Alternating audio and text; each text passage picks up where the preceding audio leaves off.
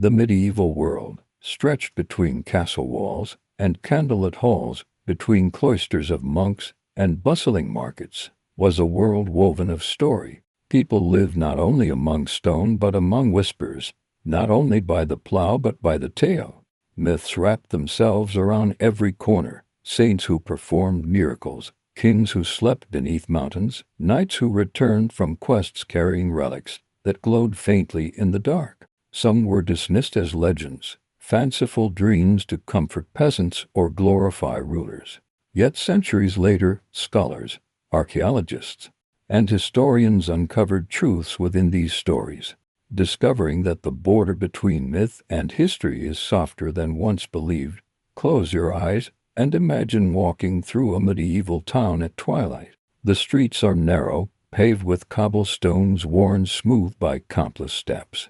Torches flicker along timbered houses, smoke drifts from chimneys, the smell of bread and roasted meat fills the air. Above all, bells toll from the cathedral, their sound folding over rooftops like waves. In such a world, words carried weight. A story told by a priest in Sunday sermon might echo through generations. A tale whispered by a traveler at an inn might shape belief for centuries. And myths, whether of dragons, relics, or kings, were more than fiction, they were part of life itself. For a long time, modern voices scoffed at these tales. How could a mythical king really have lived? How could a relic truly contain holy power? How could maps covered with sea monsters have any connection to truth? Yet with time, discoveries emerged. Beneath ruins, beneath soil, beneath parchment browned with age, the myths stirred and breathed again. Some were exaggerations, yes, but others were rooted in fact. Legends of Viking voyages proved true with Norse settlements uncovered in North America. Stories of buried hoards of gold turned real with spades striking earth in English fields. Even the old tales of plagues, of knights, of forgotten manuscripts each carried kernels of truth, waiting to be revealed.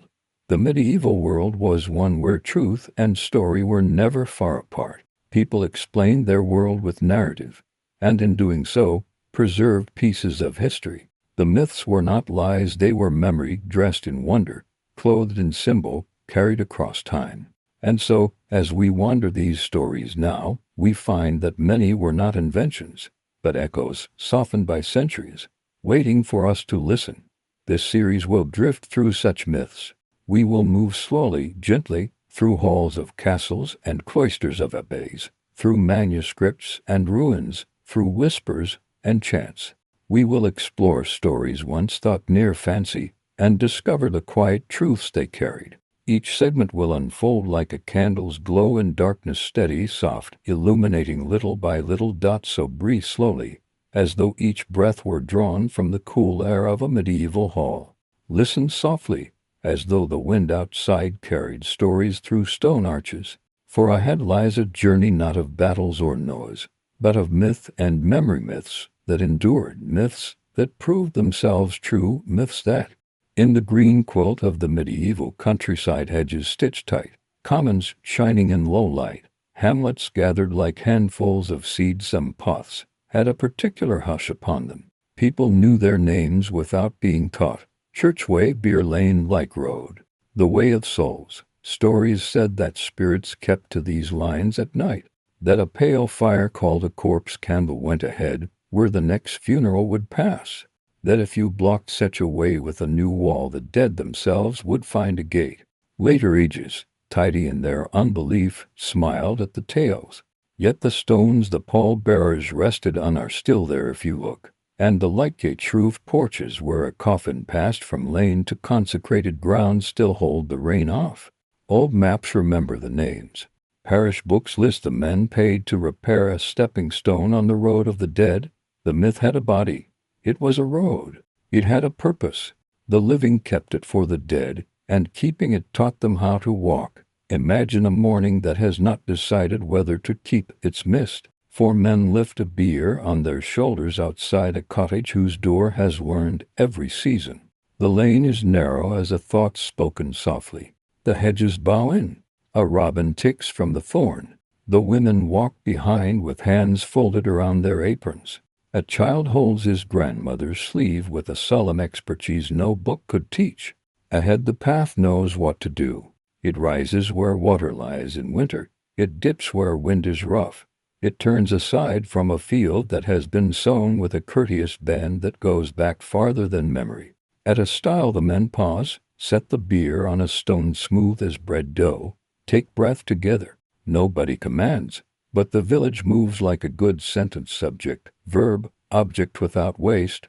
The ways themselves were practical as bread and just as dignified. In far-flung parishes, where outliers had no church of their own, the corpse road led from chapel-less farm to mother church. Like gates marked the scene between world and graveyard. Their roofs were for weather, and their names for truthlick in the old tongue is simply corpse. Coffin stones waited at the steeper turns, big, kind slabs set knee-high, their tops worn to a riverbed by shoulders resting. Their edges cut with grooves that caught a rope or kept a corner from sliding. Wayside crosses stood at forks like the grammar of blessing. Not to frighten but to remind, keep left here, keep hope here. On marshland, raised causeways lifted the mourner's feet above ground that would not carry such a weight kindly. On moors, white stones or little cairns blinked like sleepy eyes. A mile apart, for fog days when the bell could be heard but the tower could not be seen. Stories grew, because people are reverent, and the world repays reverence in its own kind.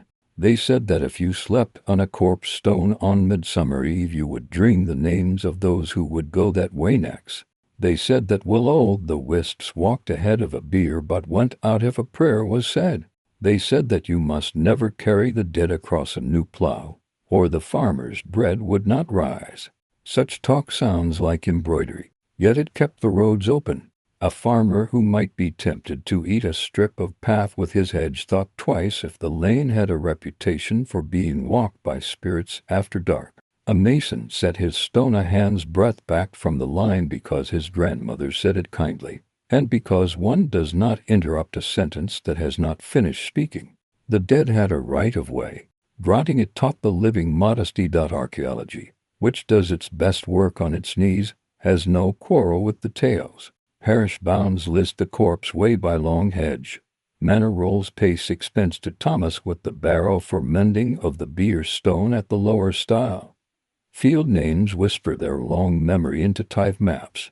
Beerbits, Churchbalk, Litchfield, Corpse Walk. In some places the old track is still along. Green Holloway sunk below the meadow by centuries of feet. Wild garlic turns it into a cool river in spring, and ladies' smock lights it with drops of pale reen. In others the way is only a line a shade darker in drought, traced by roots that learned long ago where soil is softer. A light gate's beam proves how many shoulders have passed beneath, polished to a satin you cannot fake, warmed by touch in a way that even winter knows. Practicalities were tender in their own unshowy fashion. Bearers changed at bounds, 4 men from one hamlet lifting until they met the 4 from the next. The coffin sat on the stone that knew its work, and hands turned and the burden moved, and no one made a speech. There were customs about which shoulder went under first, about where to pause and sing, about the sound that belongs to steep ground. In bad weather the parish clerk walked ahead with a lantern in a horn sheath. The horn's milkiness turned flame into a private sun. Sometimes the bell began to toll when the bier left the house. More often it counted the dead to the living when the lane passed the last hawthorn before the churchyard wall. Children learn numbers that way, and something else no slate ever held, how time behaves when it is asked to be kind. Hunters after marvels sharpened the road into fable. They said that milk curdled if the dead were carried the wrong way around the church, that if you cut a corpse road the house built over it would never sleep, that the wild hunt kept to such paths in the iron months, and you'd best keep your hand on your dog. But the older people, seasoned in weather and winter wheat, treated the paths with the proper measure, respect and a shrug. They would tell you where a coffin had once slid on snow, and where a new stone was set. They would show you a gate that opens easier than its hinges look because hands learned to push it together. If they warned you not to whistle on the lane after sundown, it was not because dead men took umbrage. It was because the mind does better at night with fewer small braveries performed for its own sake. Imagine following such a way in every season. In autumn, leaves close over it like a kind letter. The pallbearer's boots make a dry music. In winter, the rut's glass. The men lean closer under the shared weight, and the breath of the living writes a small fog ahead of the dead. In spring, the blackthorn fizzes with white, loud as lace. Lambs watch with the extravagant seriousness of lambs. In summer, barley nods at the edges, approving. The bees drill a low counsel. The path does not change its mind. It is narrow where it always was, generous where it can be. A long thought laid down by generations who understood that continuity is a medicine.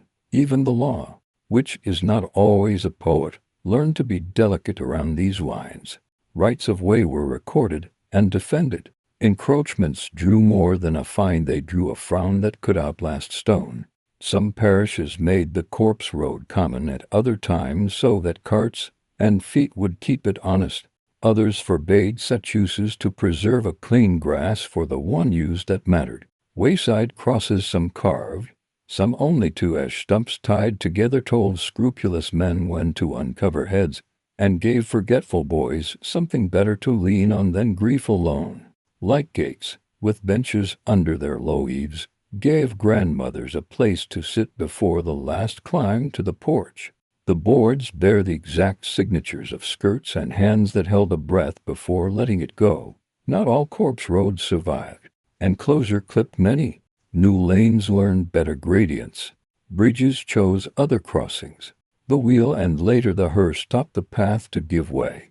In places where they were pinched, the old courtesy withdrew into toponyms, and habits the gate nobody locks, the field edge nobody straightens, the knot a man gives without reason at a certain turn.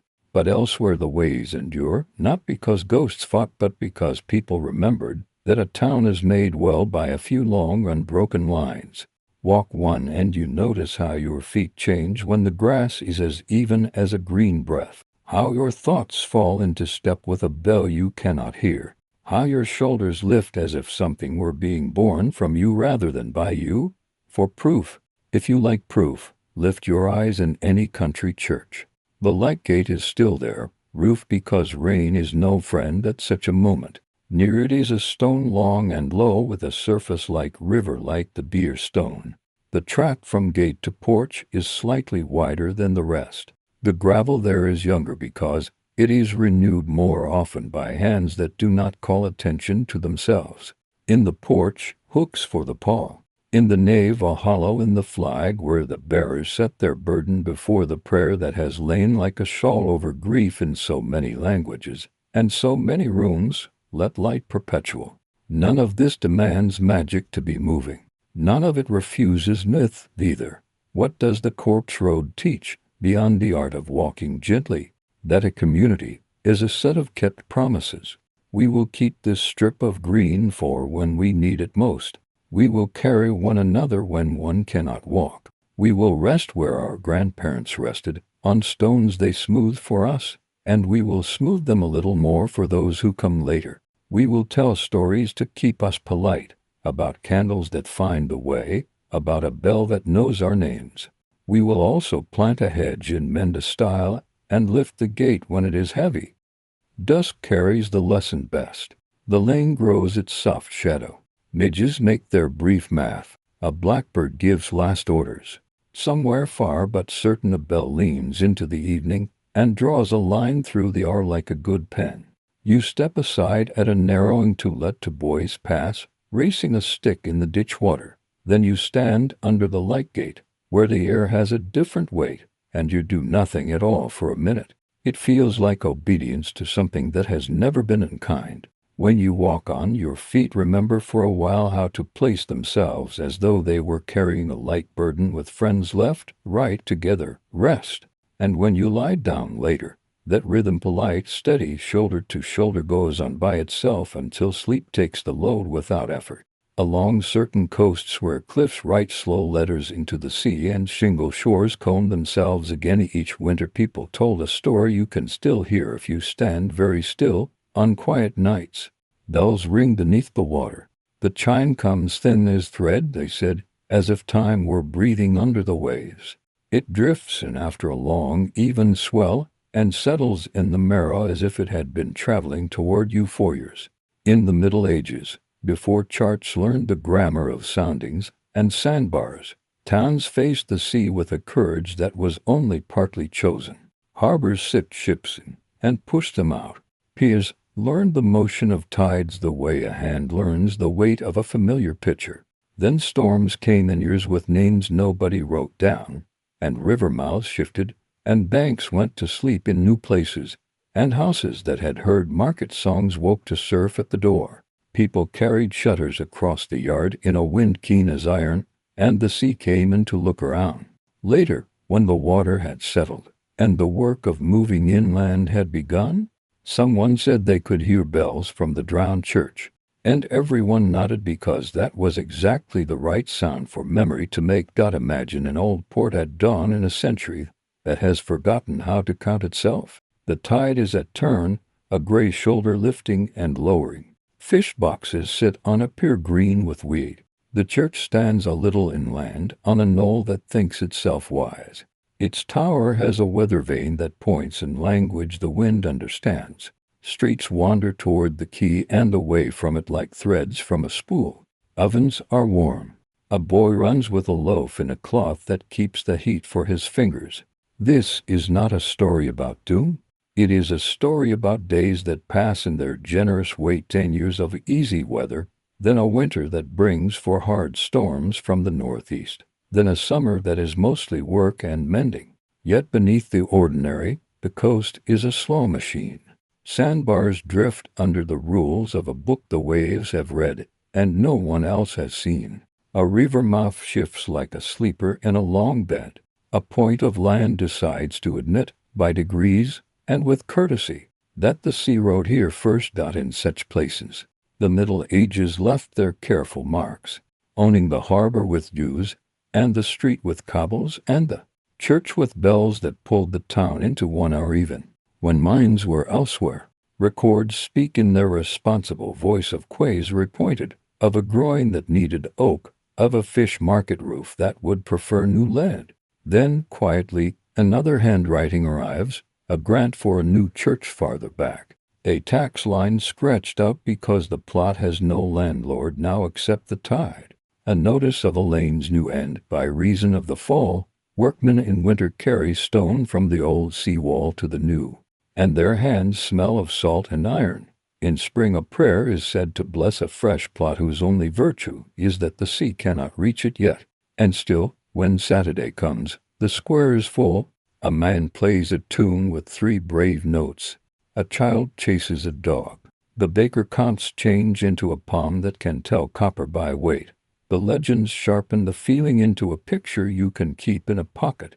In one, a clerk refuses to ring the bells for a penitent, and the tide lifts the whole tower in a peak and takes it out to learn better manners. In another, a proud town laughs at a hermit who warns them of a storm. The water answers without words, and the laughter naps under shingle for a century. Elsewhere a sandbank grows like a polite but obstinate guest and turns a harbor mouth sideways, until the boats cannot find the channel without lighting a lantern at noon. These are stories, with the gilded edges, stories and joy, but the coasts bear witness in plain prose. Layers of town fall from a cliff the color of pie crust, and leave wall faces like pages half-turned. Brass pins for shipwrights show up in the sand after a blunt tide. Ribs of a pier come to light like the bones of a whale that never learned the taste of the deep because it carried footsteps instead of kelp. For a long time, people spoke of the drowned bells only in the key of longing. Then careful work learned how to listen with eyes. Fishers sagged nets on squared timbers, and brought up pegs and clay tiles, and once, in a quiet lift of kindness, the carved head of a saint eroded to a map of patience. Surveyors walked the mud at the lowest water of the year and found lines that were too straight to belong to waves alone. In parish chests, under bindings that rubbed ink into leather like shadow, clerks found rentals for streets with names now taken by Cod and Light, Shipro, Westgate, Pilchard Lane. Some years later, sonar dimpled the seabed with bright attention and traced, under good sandbars, the ghost geometry of walls and lanes and divers, breathing it as if they were apologizing with each bubble, found sills with hinges still embedded like old coins. It turned out that the bells did ring in a way metal speaks to a transducer with a sound too quick to savor, but it is sound all the same. Think of the work of moving a town back from a tide that keeps explaining itself with waves. The church that had been the hub, which is to say the village's Matrona, must be built again, inland. The old burials must be visited by men with polite hands and carried where the sea cannot ask them to move twice. The altar stone must be lifted by 4 shoulders that know what they do. The new walls must earn their echo. In the market, roofs travel to newer legs. In the salt house, the good timber is unpinned and set again. In kitchens, the gossip learns a fresh grammar that has less to do with fisheries and more with barley. The bells go last if there is time, and a crane. If there isn't, they stay, and the town learns a new small ache, like a gap in teeth that the tongue will measure without thinking for years. Some coasts made this move 3 times, and scrub and gorse keep the map of earlier hopes in their different greens. If you stand on certain cliffs in late afternoon, you can count the centuries by the way the light picks out tide lines on the face pale bands for dry summers, darker scenes for wet years, a geometry of chalk and memory. Below, a sneer of brown where the river curls out tells you where the old harbor mouth argued and lost. Fishermen whose grandfathers used different pier heads will still set a net where a street once ran, because fish follow the hard edges of yesterday the way people follow habit. After a storm, they will beach their boats and walk the strand with eyes that know what peg to look for, and what grain of bronze belongs not to a modern ladder but to a bell frame. If they find nothing, they shrug as only patient men shrug. If they find a tile with a glaze the color of cooked honey, they put it in a pocket, and the kitchen shelf finds a new keepsake beside the cowrie, and the iron nail. It is tempting to suppose the bells were always inventions to tidy grief. But grief is tidy enough on its own. The bells make another kind of sense. Sound travels well in water, and men whose fathers had good ears passed down the virtue. On still nights a buoy chime a mile away can seem to come from underfoot. A shoal's small teeth will take a wave and make a bright clatter. A chain near a mooring will give back a note when the tide turns. A rock ledge with a cavity that matches the sea's slow breath will speak with a hollow vowel that a thoughtful mind will translate into bronze. The myth is a translation, then, of physics into affection, geography into benediction. And if now and then a bell really did go down with its tower and shift in a storm and cry out once more, who would begrudge a town that pinch of truth? Archaeology's ledger, written in patient lines, confirms the rumor without scolding it. Here, it says, is a pier footing at low tide oak one can still smell if one listens with the nose. Here is a lane cobbles still where children ran. Here a wall face with an edge of plaster at shoulder height. Here a midden that remembers which fish the town liked best. A charter sets the bounds of a market that now hovers on a map like a ghost square over gray. A monk's cartulary lists tithe fish by weight for a parish whose altar has learned to face inland. In a dredge bucket, a pilgrim badge shaped like a scallop winks under silk. It is no miracle, only a traveler's tin promise kept longer than the man who bought it would have guessed. The stories record kindness alongside loss, because people in danger of becoming statues in their own sorrow have always found errands for their hands. When a church crept too near the cliff, men and women formed a line for the benches and the books. A boy carried the candle brackets like a saint's shoulders in a procession. A girl with wrists strong from kneading bore 3 chalices at once in a folded apron. When the old tower finally fell at night, the town woke to a thud that had the decency to be brief. And old men touched their foreheads in the dark, and said the single word they know that costs nothing, and buys much. In the morning, children ran to the edge and looked down with the keen solemnity of children, and then ran home because there was bread to fetch. Now think forward. A modern storm, call it by a name or only by a month, shaves a little more cliff from a 1,000-year sentence, and the brown smear at the river mouth leans another degree. A survey book grumbles pleasantly and idles, and the transducer pings, and the screen draws a line that is not quite natural. A diver drops like a thoughtful stone and finds a timber that refuses to admit how old it is. Mollusks have written love letters in calcium along its length. Under silt, a lead plug keeps affixing honest against the weather of centuries. No one brings the timber up. It is better where it is. A historian writes a short note in a journal with a circulation of 600. A child copies the harbor story for school and draws the drowned tower with windows that look like eyes. A woman on a cliff in a good coat cups an ear and smiles to herself, though the only bell she hears is the one in her pocket that tells her it is time to go. What, then, do the drowned bells teach? Not doom. Coasts move, towns answer. If there is a moral, it is gentler, that people are good at building again. That harbors learn new mouths the way languages learn new words. That churches without towers still gather the right silence around an altar. The bells also teach a way to keep tenderness alive for a loss that is past mending. You do not deny the sea its work. You do not scold the cliff for being made of what it is. You light a lantern on winter evenings. You walk to the edge and listen.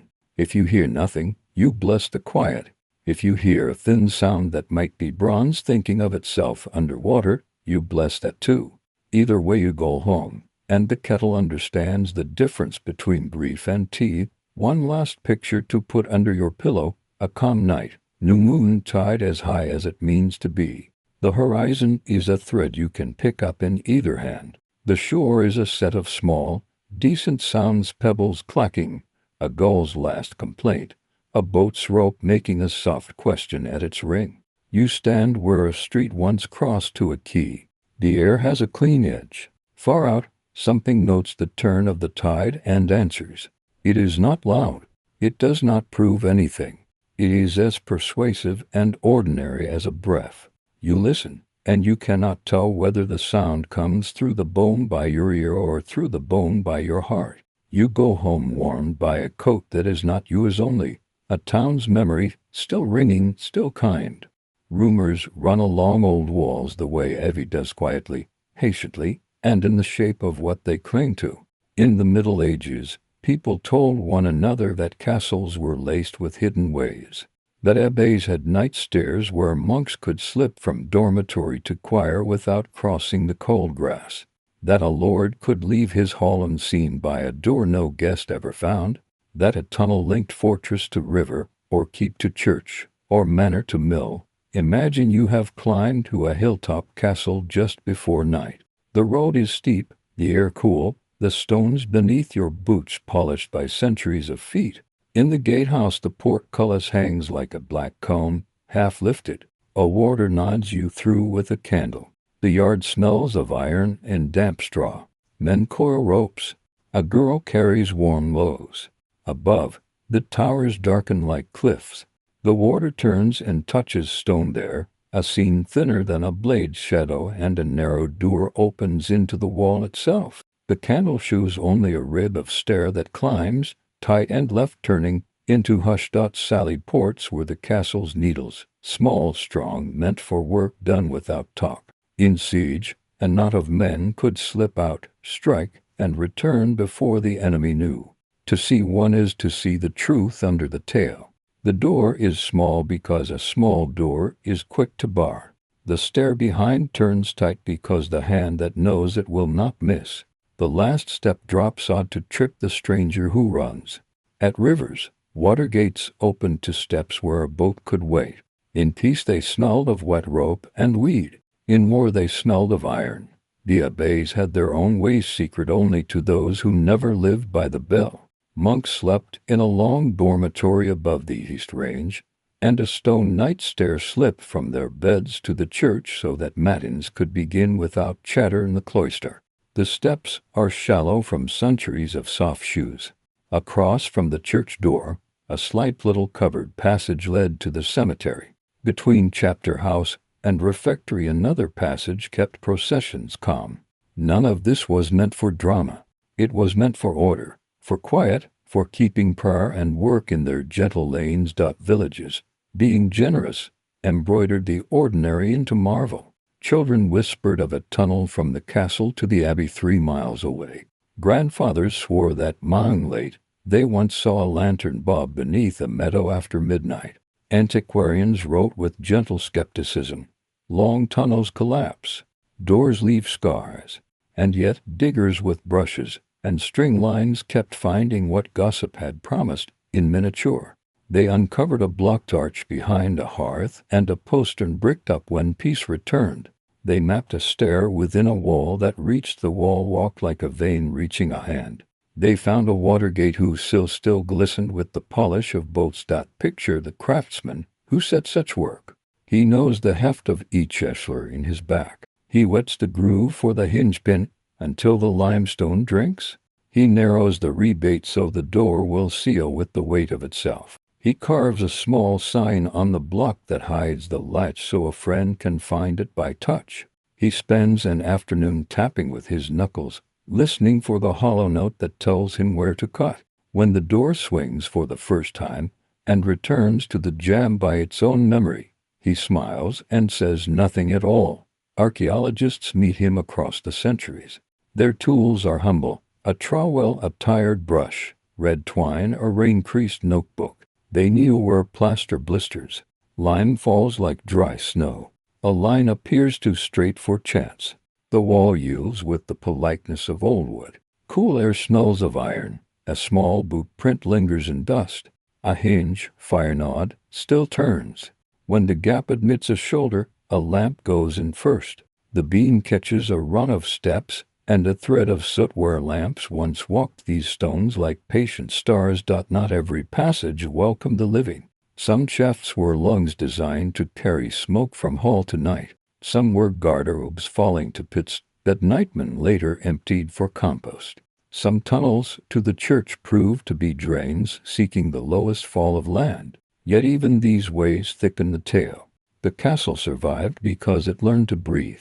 The abbey kept clean because waste had an honest drop. The kitchen worked because steam and ash had paths as sure as any road. When you find such a path, you have found not trickery but kindness set in stone.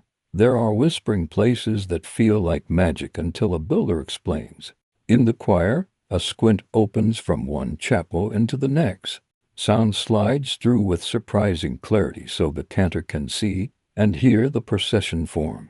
In a gatehouse, two narrow shafts meet behind a carved boss.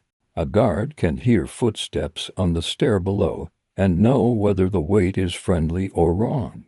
In towers, the spiral stairs climb clockwise so a right-handed defender has more elbow to swing. These are not secrets kept for magic. They are choices of craft. Walk the passage in your mind. Your shoulder brushes chalk dust from the wall. Your palm finds the cool seam where two stones kiss. The stair turns and tightens. A loop window lets the wind write a soft vowel. At a landing, a door no taller than your chest opens to darkness and the smell of sacks. Another opens to a wall walk the width of a table.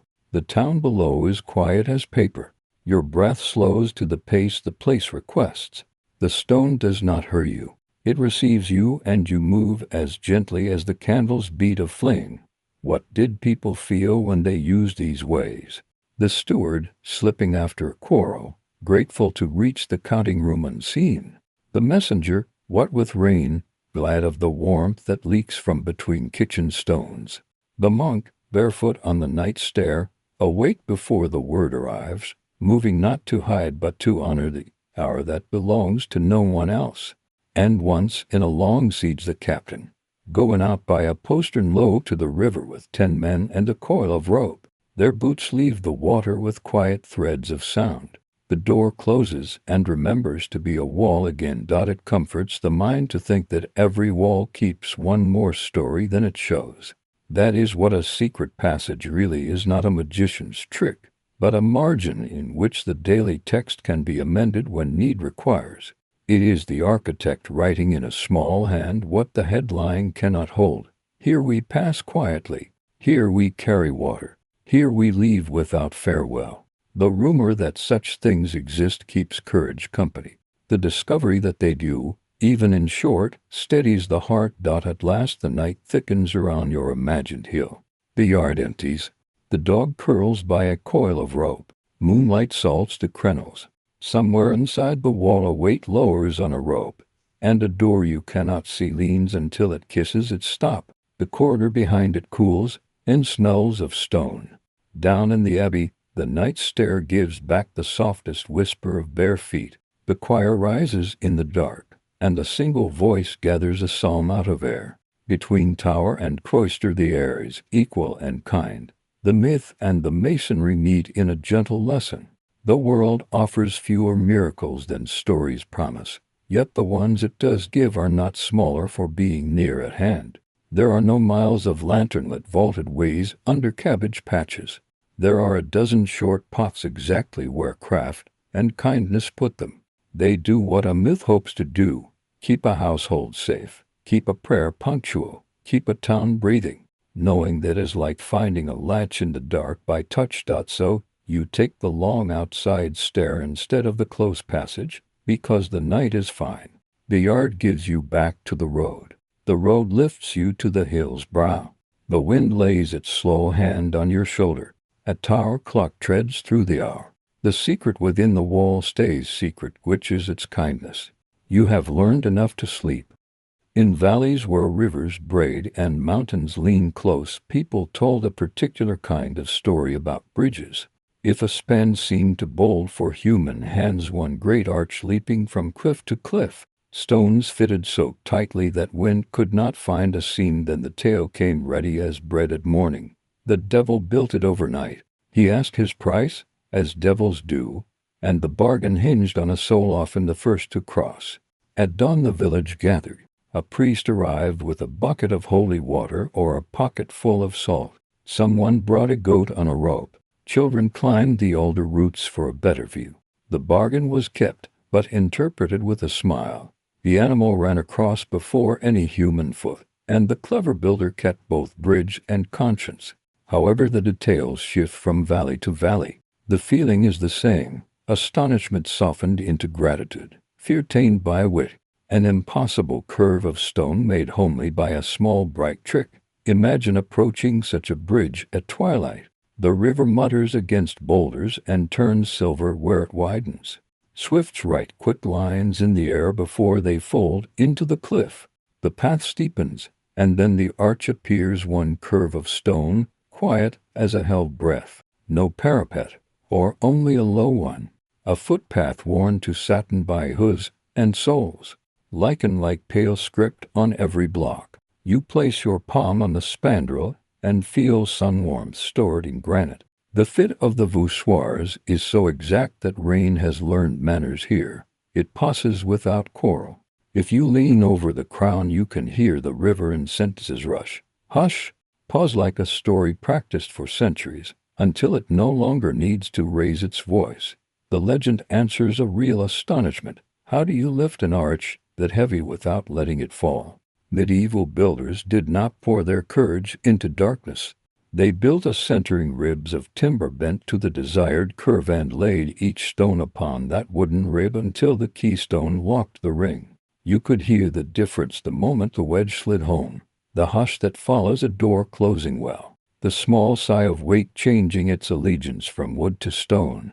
Then the carpenters took down the centering piece by piece so the arch would learn its new work gradually. And the masons filled the spandrels with rubble and lined so the road above would not drum but lie quiet. Under the roadway they left weep holes for water. Above the crown they cut small channels to keep thaw from tearing the surface. At the abutments they laid big, square shoulders so the ark's ambition would always find a place to rest out. There are marks a bridge leaves on the world that even a sleepy eye can read. Look at the wedges hammered into cracks near the springing of the arch. That is where masons persuaded a stubborn block. Look at the small recess beneath the parapet. That is where a shrine once stood so travelers could tip a hat, or where a lamp sat in bad weather.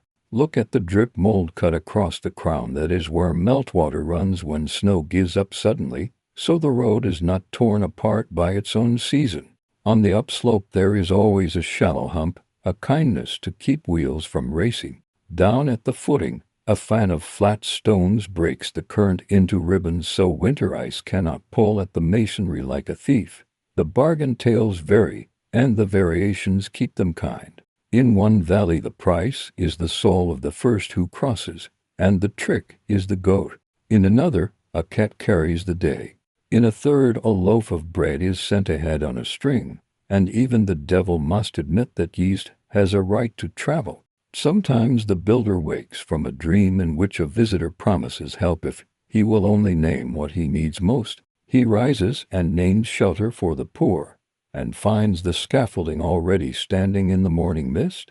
In some places the devil is only a nickname for a daring mason, a man so patient with stone that even fear was willing to be taught.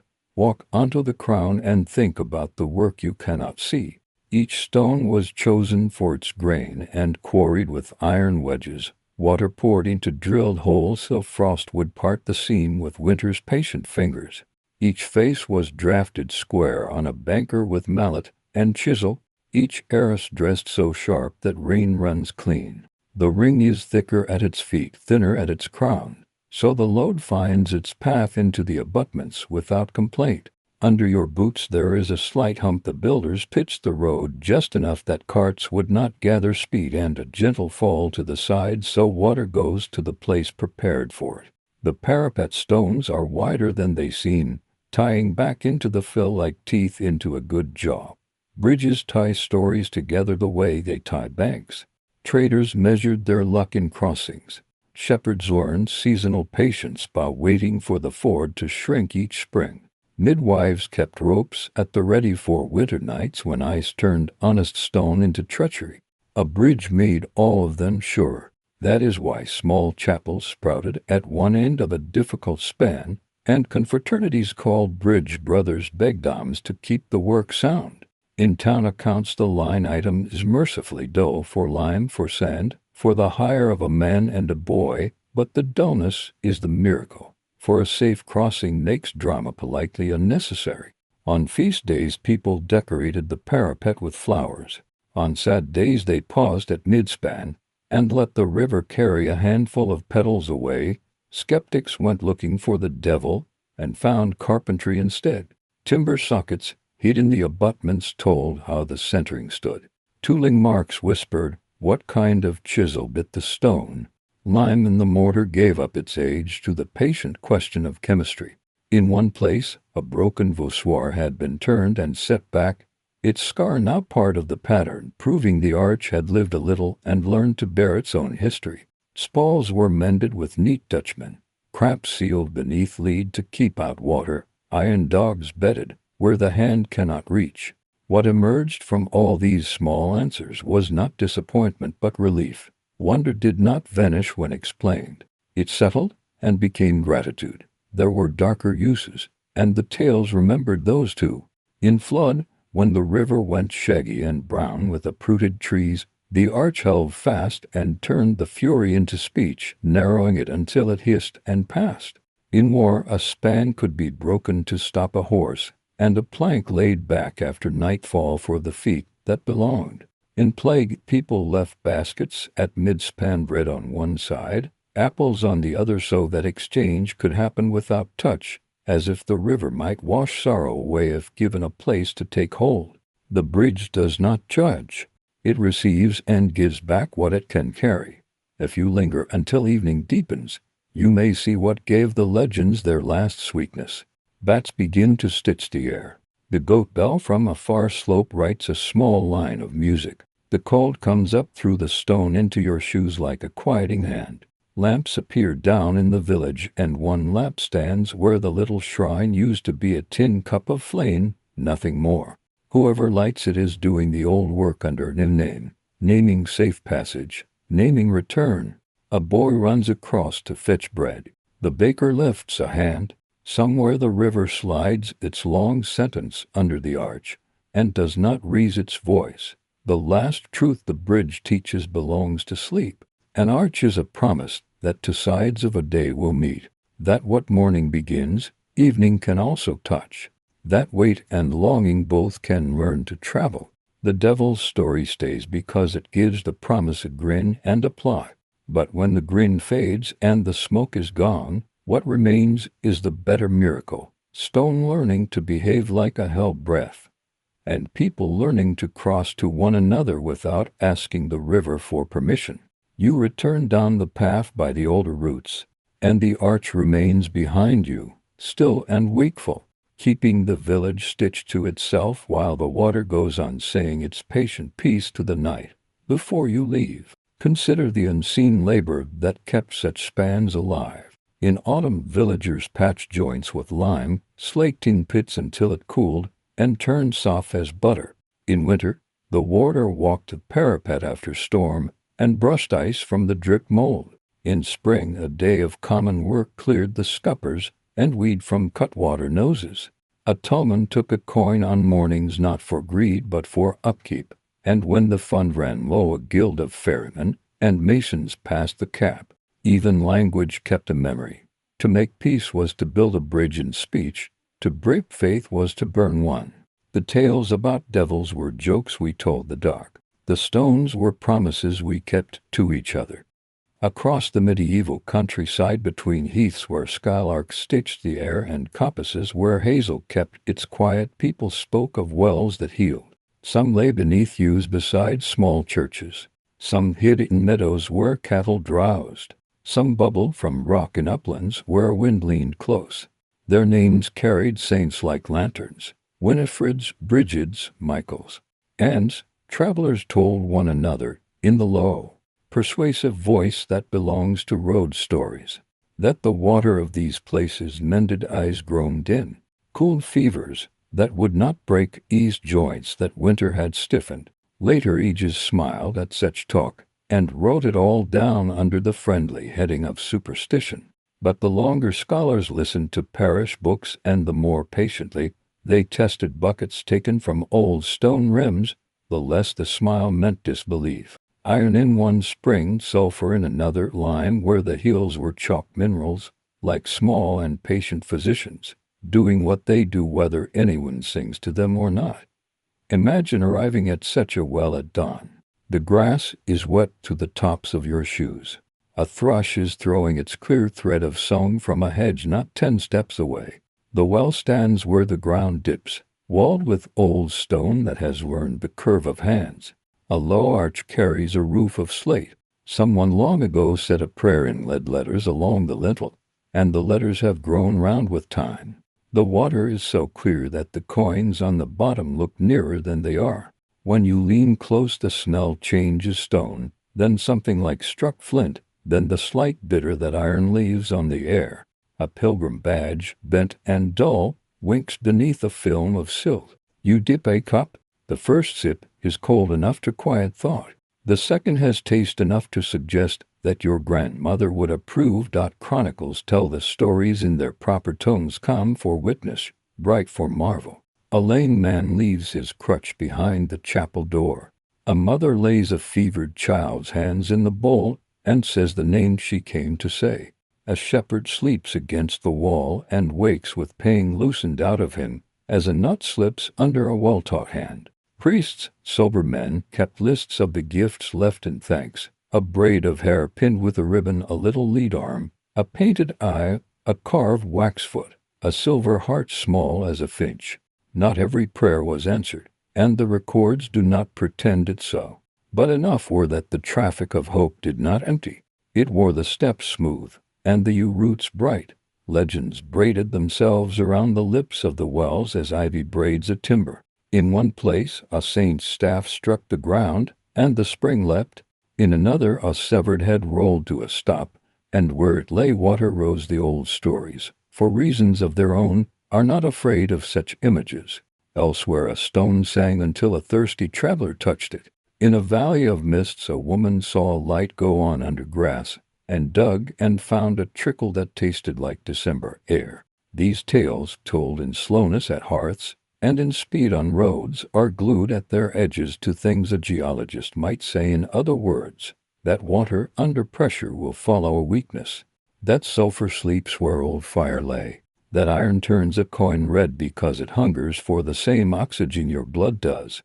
A physic of minerals, expressed in a physic of saints. Picture the place in harvest time. The hedges are thick with blackberries and children's hands. The field beyond the stile is golden and turned in long, neat ribs. The well is a room of coolness walled in green. Women come with clay jugs glazed the color of bread crust. Men with bindweed in their cuffs kneel to wash. A lame dog drinks with concentration. Someone has set a little loaf and a pinch of salt on a flat stone, which is a prayer even if it looks like a picnic. No one hurries. In the shade a fiddler tunes 3 notes and stops because he is only testing. Even the sound of the bow hair on catgut feels like water running over round stones. The well takes all this in without saying so. Its business is simply to be itself, to rise, to gather, to offer. When scholars came with their bottles and their notebooks, the wells kept their courtesy. A man in a tweed coat with pockets full of pencils filled vials and labeled them in a hand the size of a psalm marginal note. He wrote ferruginous above one cork, chalybeate above another, sulphurous for a third. In the back room of a modest laboratory the fluids yielded their secrets. There was iron where a sandstone seam bled rust. There was sulfur where ancient bodies of sea creatures cooked slow in the dark 100 million years ago.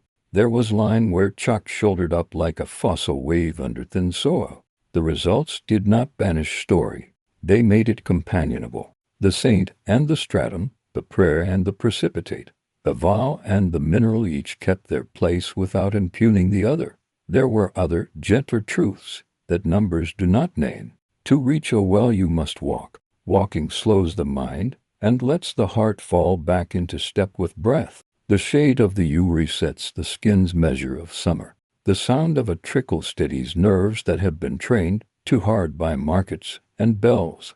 When a woman with aching joints lays her hands in a stone basin that 100 winters have cooled, and then sits with other women on a bench worn to a friendly curve, she is being healed by means no clinic can bill for, by companionship, by unhurriedness, by the slight dignity the old stone lends to every human intention near it. The medieval world intuited these tonics and wrapped them in saints' names because people need a proper label for gratitude.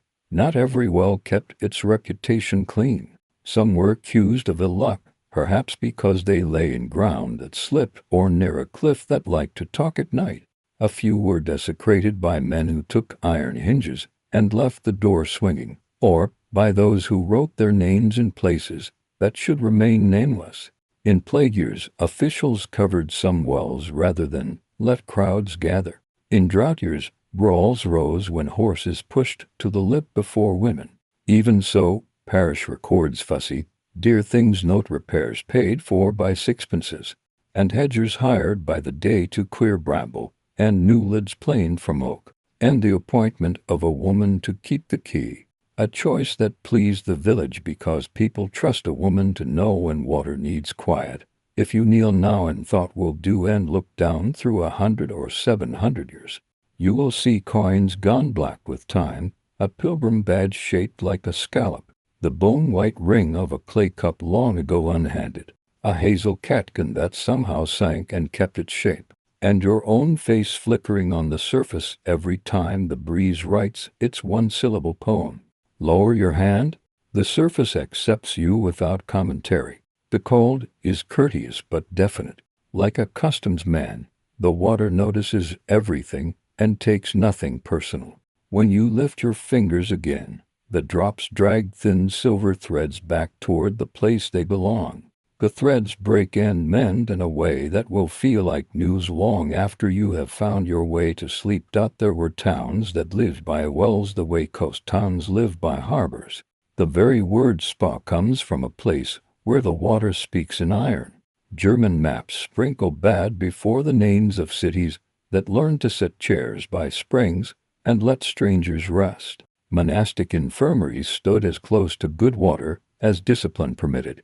The monks wrote recipes that place well water alongside willow bark and honey in lists that sit up straight on the page. Secular physicians, with their fur collars and their complicated hats, built reputations on accuracy in choosing when to send a patient to bathe. And somewhere a boy whose father trimmed hedges learned how to set a new curbstone so level that a dragonfly could use it for a compass. Every healing place attracts little papers. And even the medieval wells had theirs.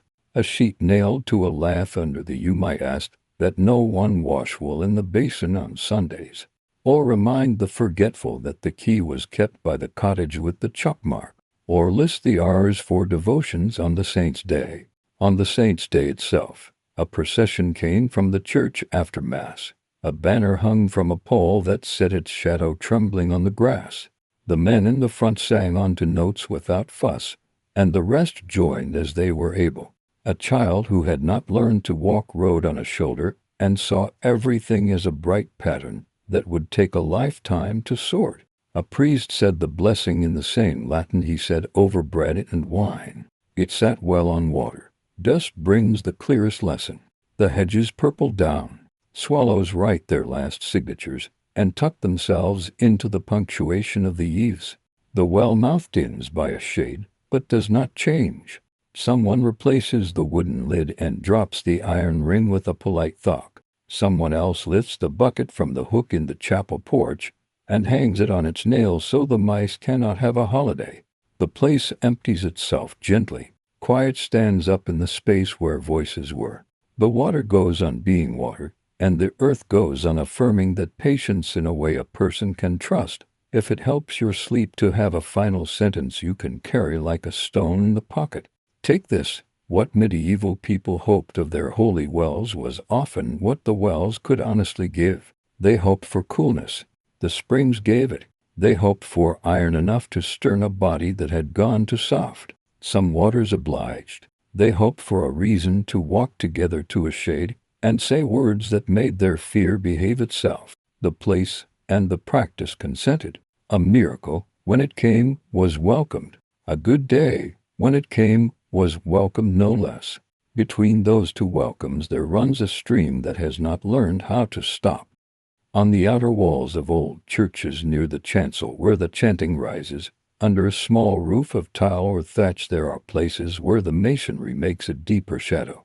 If you look closely, you will find a slit or a low square, a shelf, perhaps a recess the size of a lamp, sometimes a shallow arch with a little wooden door long gone. People in the Middle Ages knew these places by many names: the anchorhold, the recluse's cell, the anchorite's house. Legends grew around them like moss, that a holy woman had herself walled in there for life, that a man fused to prayer received bread through a hatch and saw the altar through a squint, that bells tolled and the town breathed, but inside the small room only the psalms had permission to move. To later centuries it sounded like a story too strange for stone, yet church wardens' books, bishops' registers, and the quiet testimony of walls themselves say it plainly. Anchorites lived among people by choosing to live almost apart. Imagine the rite that sealed such a life. The church is full of early light and breath. The parish stands shoulder to shoulder. A carpet of rushes softens the stone. A woman in plain wool kneels near a small doorway newly cut in the nave wall. Candles stand like small, obedient trees.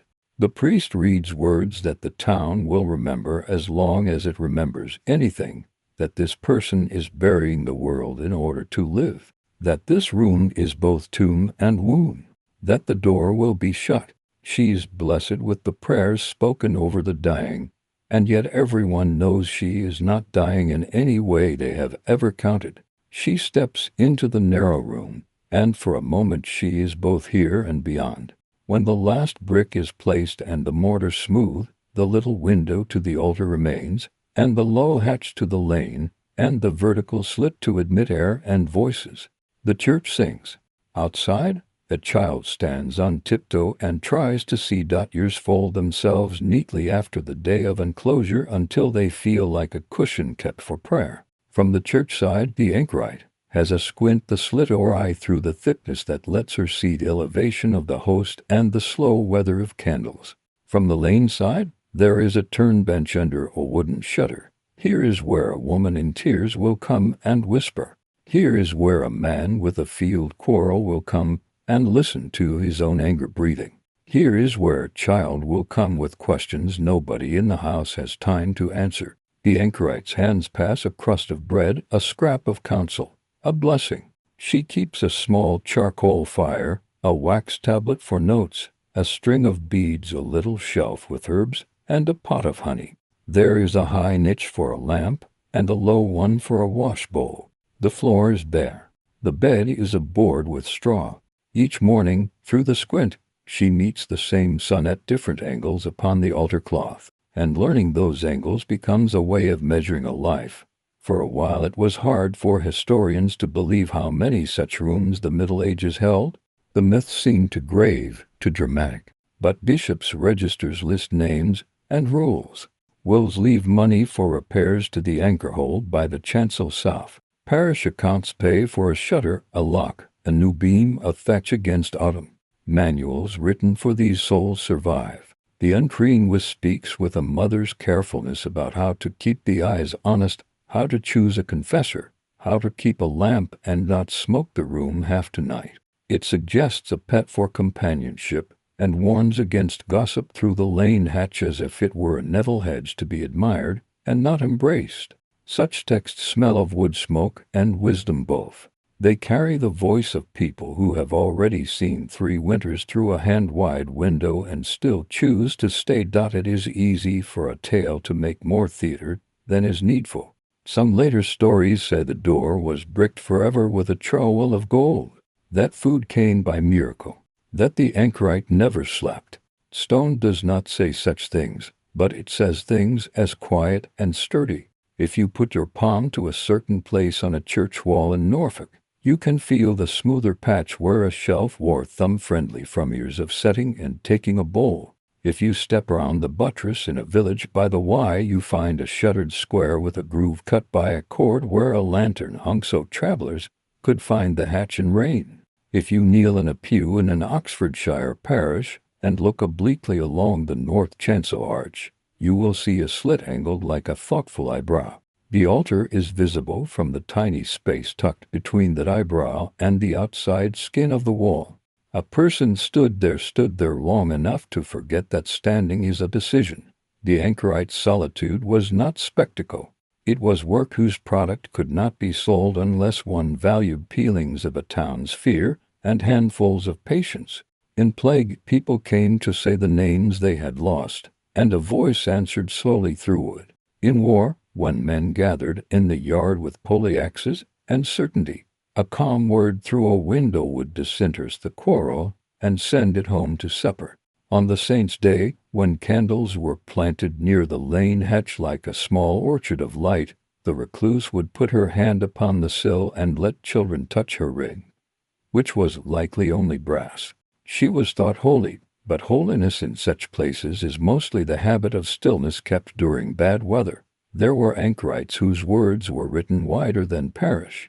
An anchoress at Norwich kept counsel in Middle English so clear that it still reads like water. Her neighbors called her Julian, and her small window has made whole cities feel larger. Others remain only by a name and a payment for a fetch in a book that smells like old maps. Some anchor holds outlived their tenants and became pantries, or school cupboards, or curious spare rooms where a sexton kept a ladder and a coil of bell rope. Some were forgotten behind plaster. The 19th century found a few by accident. A mason broke through and felt cold air smell of old oil and realized the wall had been a room all along. Today, a patient visitor can still find hinges embedded like old coins. A sew with a thumb shine. A low seat worn to a kindness by someone who did not go anywhere. Picture such a room at midnight. The church beyond the squint is dark but for a blue smear where moonlight has found a window of plain glass. The beeswax scent has sunk to the floor the way bread aroma falls back to the oven after it cools. The town outside the lane hatch breathes like a sleeper, one dog with 3 barks in him, one man marking the hour with a cough he does not mean to make. The river thinking without words. Inside the cell, the recluse has set her beads aside, and leaned her forehead to the plaster and found that the wall is better at keeping confidences than most people. She does not ask that morning come quickly. She listens to time slope down the nave and pull in the chancel like a tide. She returns a little of it to the town through the slit that faces the lane, one slow breath at a time. Archaeology, which is sometimes like finding yesterday under your socks, and sometimes like coaxing a story from a well-behaved stone, has recovered more than shadows. In some churches the floor behind the anchor hole's wall is lowered. A small drain leads to gravel. The hearthstone is reddened. Soot traces paint the inside of the squint like eyelashes. A clay lamp left black at its rim fits a palm even after centuries, as if clay and hand had agreed not to forget one another. A few cells held a second tiny room. A maid or a server could sleep there and bring water and bread and gossip in doses measured by the size of the hatch. In one, a small, neat skeleton of a cat was found and buried at the edge of the churchyard with a modest kindness nobody wrote in the register. To modern nerves, the idea of enclosure may rub at the skin, but the medieval town understood it as a particular grammar of care. A soldier's place was the wall. A weaver's, the loom. A miller's, the river mouth. A hermit's, the edge of the wood. And the anchorite's, the seam between altar and lane. She was not fleeing people. She was holding a place where hurry had no jurisdiction. If you stopped and said a name, the small window received it and gave it back washed of its worst noise. If you asked for a word, you were given one that had been cleaned by being left in quiet for a year. If you brought a crust, you were thanked in a way that made the crust remember its wheat. There were failures, as with every vow. Some broke enclosure. Some bartered prophecy for attention. Some let money bend their window. Bishops wrote sharp letters and took doors down to let air and correction through. But even the corrections carry respect. The registers speak in sentences that begin with "Dear daughter" and end with "Pray for us," which suggests that even the sternest pastor imagined being quieter than he was. At last, consider daylight again. The priest lifts the host. The square of seeing receives it. Outside, a wheelwright pauses and takes his cap off in the lane because he feels watched by a kindness he cannot name. Children run past and clap the shutter on its iron ring. The sound is not a knock so much as a punctuation. A woman with a bundle hesitates, then stands a moment and rests her back on the coal of the wall. The anchorite hears the breath, not the bundle. When the voice comes, she knows which shelf to clear of words. On low hills and gentle pastures where cattle graze, and the wind keeps a slow conversation with grass, there are circles, a bank and a ditch, a ring in the turf. A rise the exact height of a careful step. In the Middle Ages, and long after, people called them many names: fairy forts, raths, leos, ringworks, the good people's places, the little folks' gardens, the never-plowed rounds. Roads bent to avoid them. Fences curve, though the land was easier if cut straight. A hawthorn often stood solitary on the Rin, and nobody with sense laid an axe to it. By night, stories said, music rose from those rings, faint as moth dust, and lights as small as thoughts moved in patient circles where cattle would not sleep. Later centuries, tidy and brave, laughed a little. But archaeologists, with trowels and notebooks and a habit of kneeling, found the secret the stories had guarded. The circles were true, and the past was at home in them. Imagine you are walking at dusk on a spring evening, when the ground holds a little warmth still, and the light has not yet decided to go. The field rolls like the shoulder of a sleeping giant. Sheep lift their heads and chew without hurry. You come upon it without announcement around 40 or 60 paces across a shallow ditch on the outside, a low bank within that ditch, and the whole circle so quiet it seems to make its own weather. Inside, the grass is a different green as if spared by custom, and therefore richer. A thorn tree leans inward, its branches like arthritic fingers, its blossoms smelling of honey and ghost breath together. You climb the bank and stand, and the world feels centered, as if this were a place to say a name and have the hill remember it. Medieval people did not need a specialist to tell them a place was set apart. They lived by signs the ground offers freely to those who have not forgotten how to see. They said fairies, because someone had shaped the circle and then gone elsewhere. They left offerings of milk at the root of the thorn, not to flatter a capricious tribe of small kings, but because gratitude requires gestures, and silence by itself can be too shy. They warned children to keep out after dark, and told of time running differently inside the bank, which is simply another way of saying that a boundary can teach the mind to slow. Farmers plowed up to the rim and turned, year after year, letting the circle stay like a saucer nested in a field of bread. Roads that might have run straight kinked a pleasant kink, as though memory had reached up and tugged the line. A mason would repair a wall with an extra curve to honor the round. It was not fear alone. It was habit and tenderness masquerading as caution. The chronicles do not speak much of fairy forts. They note rents and tides and storms. But parish tales, like ivy on the lintel, fill the quiet places. A man who cut the lone thorn lost his best cow that winter. A widow who left cream on the bank never lacked bread. A fiddler who played inside the round at night played better after, though he slept 3 days, and spoke kindly to cats forever. A laborer who set a gate post near the ring found it fallen each morning until he moved it a yard, and said, "May I?" out loud to the mild air. Such stories, trimmed of their glitter, keep a gentle truth. Some places are already spoken for by those who came first. It is politer to ask than to presume.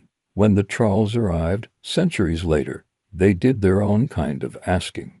The field was gridded with pegs and string. A little turf peeled back like a blanket folded on wash day. The topsoil gathered with a small shovel that treated earth as if it were a sleeping child. Slices appeared brown and yellow, darker where a post once stood, lighter where a ditch silted with seasons of leaf and rain. Post holes came to light like punctuation marks in a language you can sound out if you are patient. Hearth thread in stone, charcoal, a scatter of broken pot rim laid themselves open as if the day still sat around them. A soldering, a little underground passage roof with long stones, offered its cool breath from a doorway no taller than a kneeling shoulder. In quern stones the upper surface remembered the hand that turned it.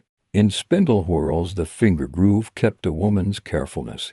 In a comb of bone the teeth were worn where hair had been disciplined. In a room now wind, Ringford, the polite term says, and the mind sees spears. Yet most of these rounds were farms, homesteads of early medieval families. Their cattle within the bank at night against wolves, and men without good manners. Their houses light wattle and daub over timber within the circle, their work steady and known. The ditch outside the bank did not mean battle only. It meant drainage. It meant a cow's reluctance to step down and then up in the dark. The bank meant a boundary that taught feet where to stop and taught children what belonged. The soldering kept milk cool and grain dry and, on a few nights and messy years, hid breath and a cradle from men passing through who did not know how to knock. Even the map sifted its crumbs of truth for those who listened. Rath and Leos tucked themselves into place names like careful stitches. Rathmore, Leos na Green, Listun Varna, Dunbuck. A bend in a lane kept its kindness because when the hedges were laid the men laid them around. A field with a ring in it kept a different color, in drought because the banks compacted earth held water and memory both. And when Lidar flew like a patient bird with bright eyes over hill and valley, the pale beams that measured distance without touching showed thousands upon thousands of circles under bracken and forestry circles swallowed by bog, circles so near the modern hedges that the living boundary is obviously the grandchild of the old. The fairy element was not wholly banished by truth, because truth, when it is well-mannered, does not arrive as a conqueror.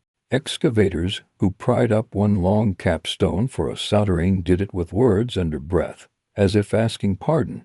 A field school paused at a solitary hawthorn and stepped around it with the old respect because hawthorn would tears a man shirk more easily than oak, and because somewhere the body keeps a ledger for customs that have kept families kind.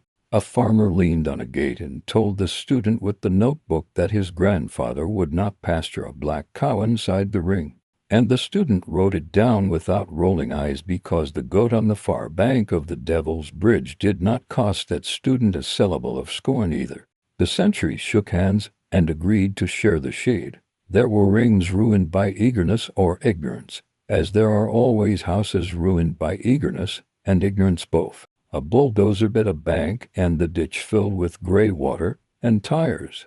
A developer sold round names to square lots and put a play structure where a soldering's roof had the opinion that it should be left alone.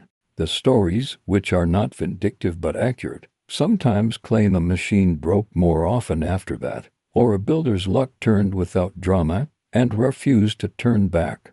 Whether or not the tally in heaven keeps such charges, the tally on earth does.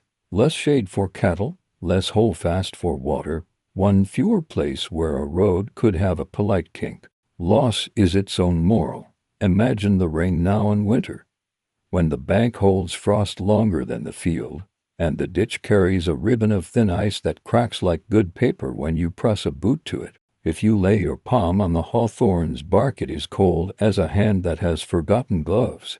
At the root, something animal has made a neat door and a quiet life. The soldering mouth, if the roof still holds, exhales cellar air, metal and bread both somehow. A rook lands on the bank, hops with that slight, skeptical tilt of head rook's favor, and decides the matter is not urgent. The ring keeps its oath to be round.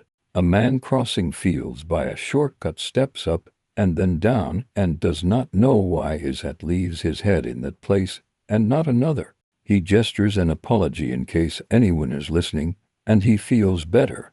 What did the rings hold for the people who built them? Daylight mostly, smoke and sleep. A small, disciplined geometry that meant a child knew where home ended and the kingdom of hedgehogs began.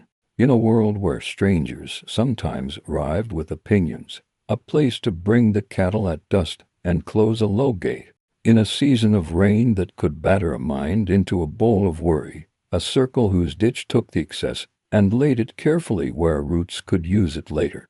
At feast, a place to sit around and pretend the world had agreed to be simple. At death, a place to leave a bead or a bit of cone to say what we always say: we were here, we were careful. We hope you who come after will be careful too. For sleep, the round offers one more quiet lesson. People called them fairy forts to keep them safe. Then people called them ringforts and measured their ditches and learned how grain and milk like to be stored. Both names kept the place gentle. There is no quarrel between an honest story and an honest trench. The mind has two pockets. It is allowed to keep a charm in one and a field plan in the other. When you pass a ring in grass and turn your foot without thinking so you do not walk straight across, you are doing a medieval thing as natural as washing your hands at a well. In the imagination of the Middle Ages, few sights inspired more awe than the walls of a city, rising high above fields and rivers, crowned with towers, studded with gates of iron and wood. These walls were not only defenses of stone, but also symbols of safety, of power, of endurance. Travelers spoke of cities so vast their walls stretched farther than the eye could see, their gates guarded by statues that seemed alive, their stones whispering with memory of saints and kings. For centuries, such descriptions were often dismissed as exaggeration, legends embroidered by merchants and pilgrims. Yet excavations, chronicles, and fragments of ruined masonry revealed that much of it was true. Medieval walls were not only real, they were marvels of patience, skill, and faith. their stones carrying myths that lived as long as the mortar binding them. Imagine the first sight of such a city after weeks of travel. You approach a cross-dusty road, the sun setting behind towers. Fields stretch wide, dotted with huts and grazing cattle. Then suddenly, the land rises, and before you walls emerge, thick, gray, rising like cliffs. The gates stand tall, iron hinges gleaming, banners fluttering faintly above. Pilgrims fall silent, merchants straighten their backs, peasants quicken their steps. To cross the threshold is to step not only into stone, but into story. The myths told of cities whose walls were enchanted, where no army could break through, where saints themselves walked the battlements at night.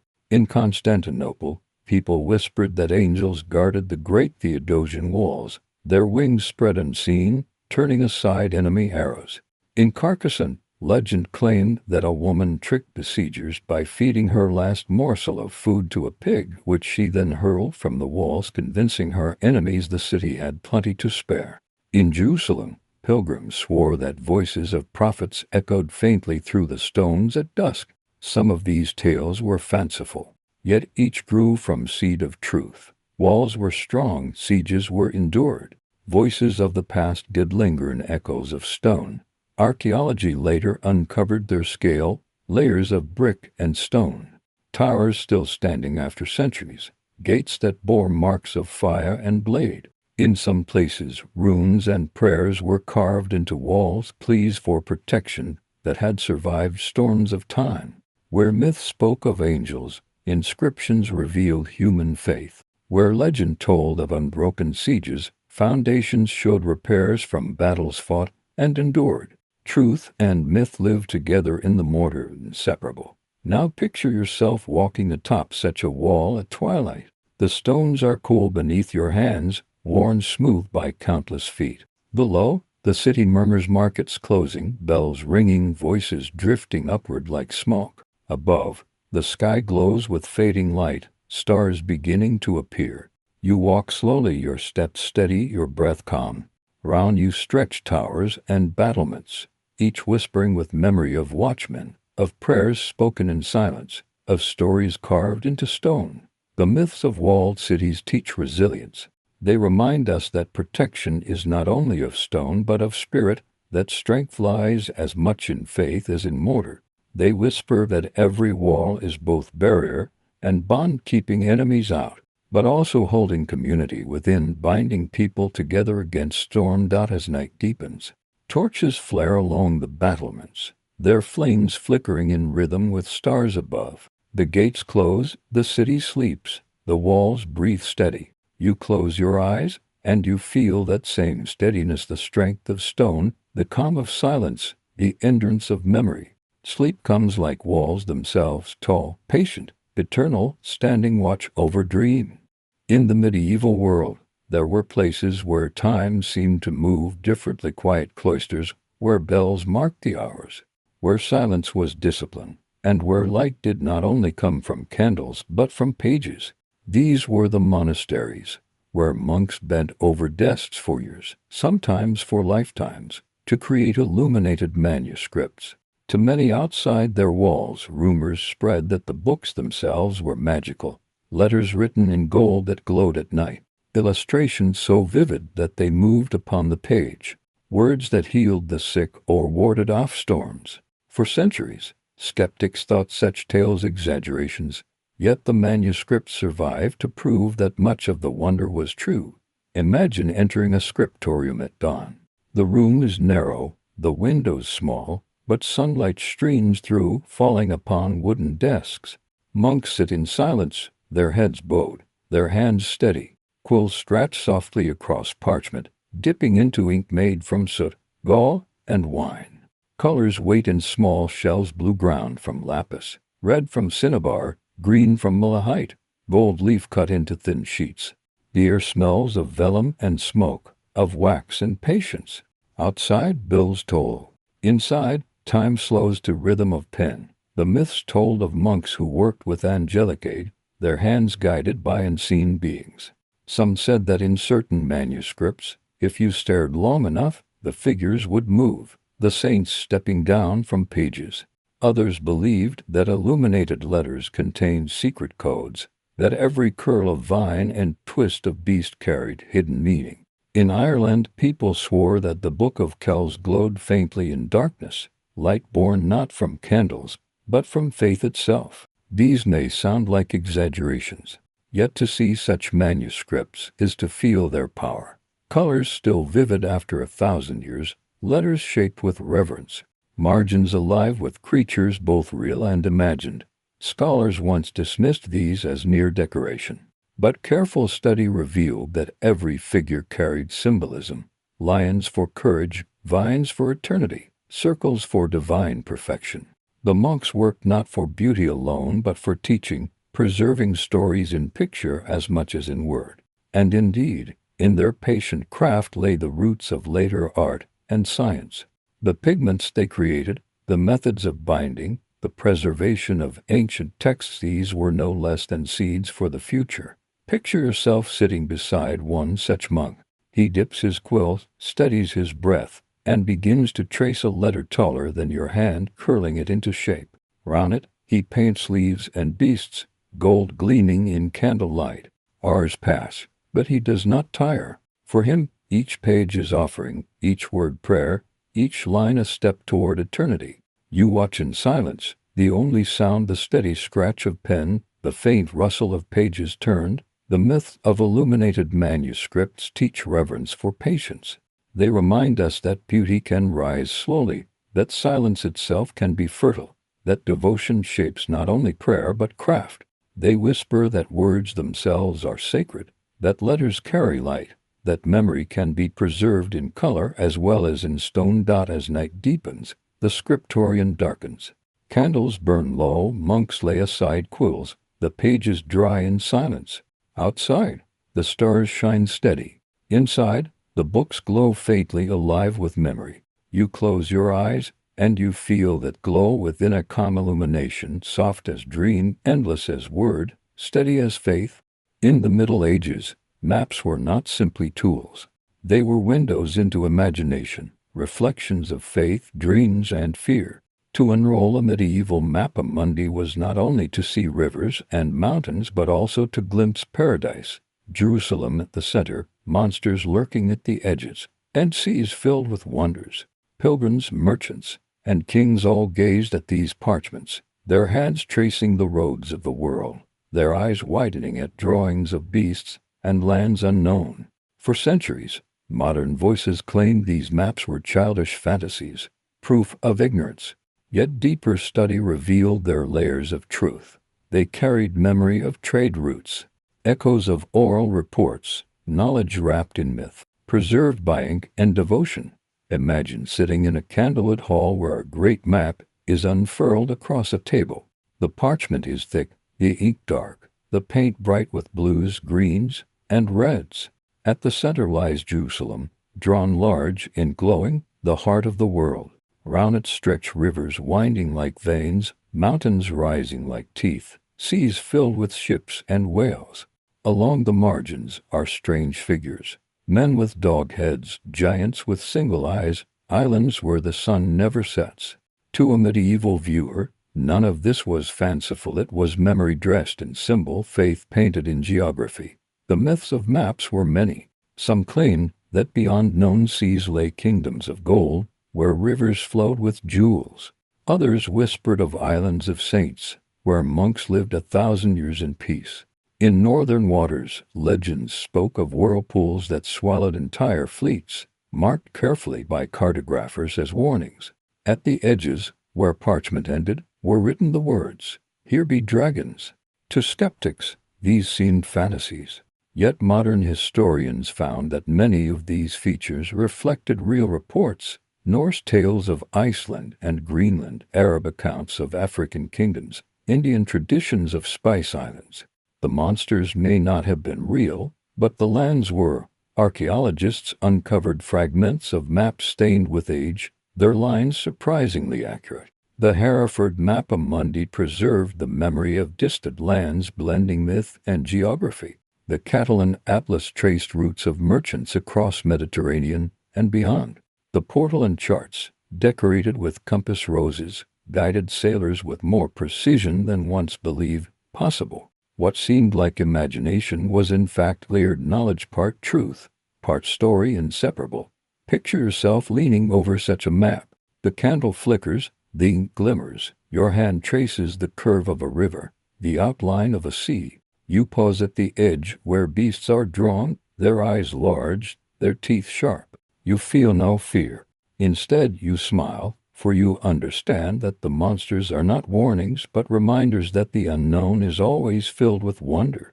The myths of maps teach humility. They remind us that the world is always larger than we imagine, that even mistakes preserve memory, that stories can be as valuable as lines. They whisper that to chart a world is not to end mystery, but to honor it, to place it carefully on parchment, to leave room for imagination. As night deepens, the map lies upon the table, its edges curling, its colors glowing faintly in candlelight. Outside, the real world stretches vast and unseen. Inside, the drawn world waits quietly, a reflection of faith and dream. You close your eyes, and you to drift upon those lines, rivers flowing into sleep, mountains rising into dream, seas carrying you softly into rest. When people of the Middle Ages looked to the horizon, they saw not only hills and forests, but towers of stone rising higher than trees, spires that seemed to pierce the clouds, walls glowing with colored glass. These were the cathedrals, built over decades, sometimes centuries, by hands calloused from labor and hearts burning with devotion. To villagers who walked past scaffolding year after year, such buildings seemed impossible. How could men raise stones so high? How could colored glass glow like heaven's own light? Myths grew quickly.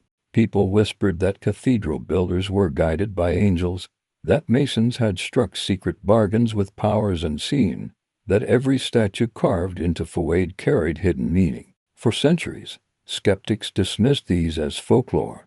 Yet the cathedrals still stand, proving that while myth embellished, truth was no less wondrous. Imagine approaching such a cathedral after days of journey. The road winds through meadows, the bells toll faintly in distance, and suddenly, the towers rise before you, stone glowing gold in evening sun, windows shimmering with hues of blue and red. You step closer, and the facade stretches vast above, filled with carved saints, beasts, and vines, each detail precise, each stone alive. You pause, your breath still, your heart calm. For this is not only building, it is myth turned visible. Prayer made stone. The myths told of master masons who carried secret knowledge passed from Egypt and Solomon's temple, of builders who worked in silence at night with help of angels, of gargoyles that came alive to chase away demons. In France, stories claimed that Notre Dame was built with aid of a devil, tricked by clever craftsmen. In England, villagers whispered that light itself entered windows only when prayers were sung. These tales, though fanciful, reflected truth. Cathedral building required patience beyond measure, skill nearly miraculous, and faith unshaken by time. Historians later uncovered guild records, architectural plans, marks left by masons in hidden corners. These revealed organization, craft, and community behind the wonder. Yet myth persisted because even knowledge could not erase all. Standing beneath vaults that soar like forests of stone, who would not believe angels' guided hands? Watching sunlight scatter through stained glass, who would not whisper of heaven's touch? Picture yourself inside such a cathedral at dawn. The nave stretches vast, the air cool, filled with faint scent of incense. Candles flicker along altars, their flames small against immensity. Suddenly, sunlight breaks through stained glass, and the floor glows with patterns of red, blue, and green. You step into them, your body covered in color, your spirit quiet. The silence is not empty but full, filled with echoes of centuries of prayer, of footsteps, of chants.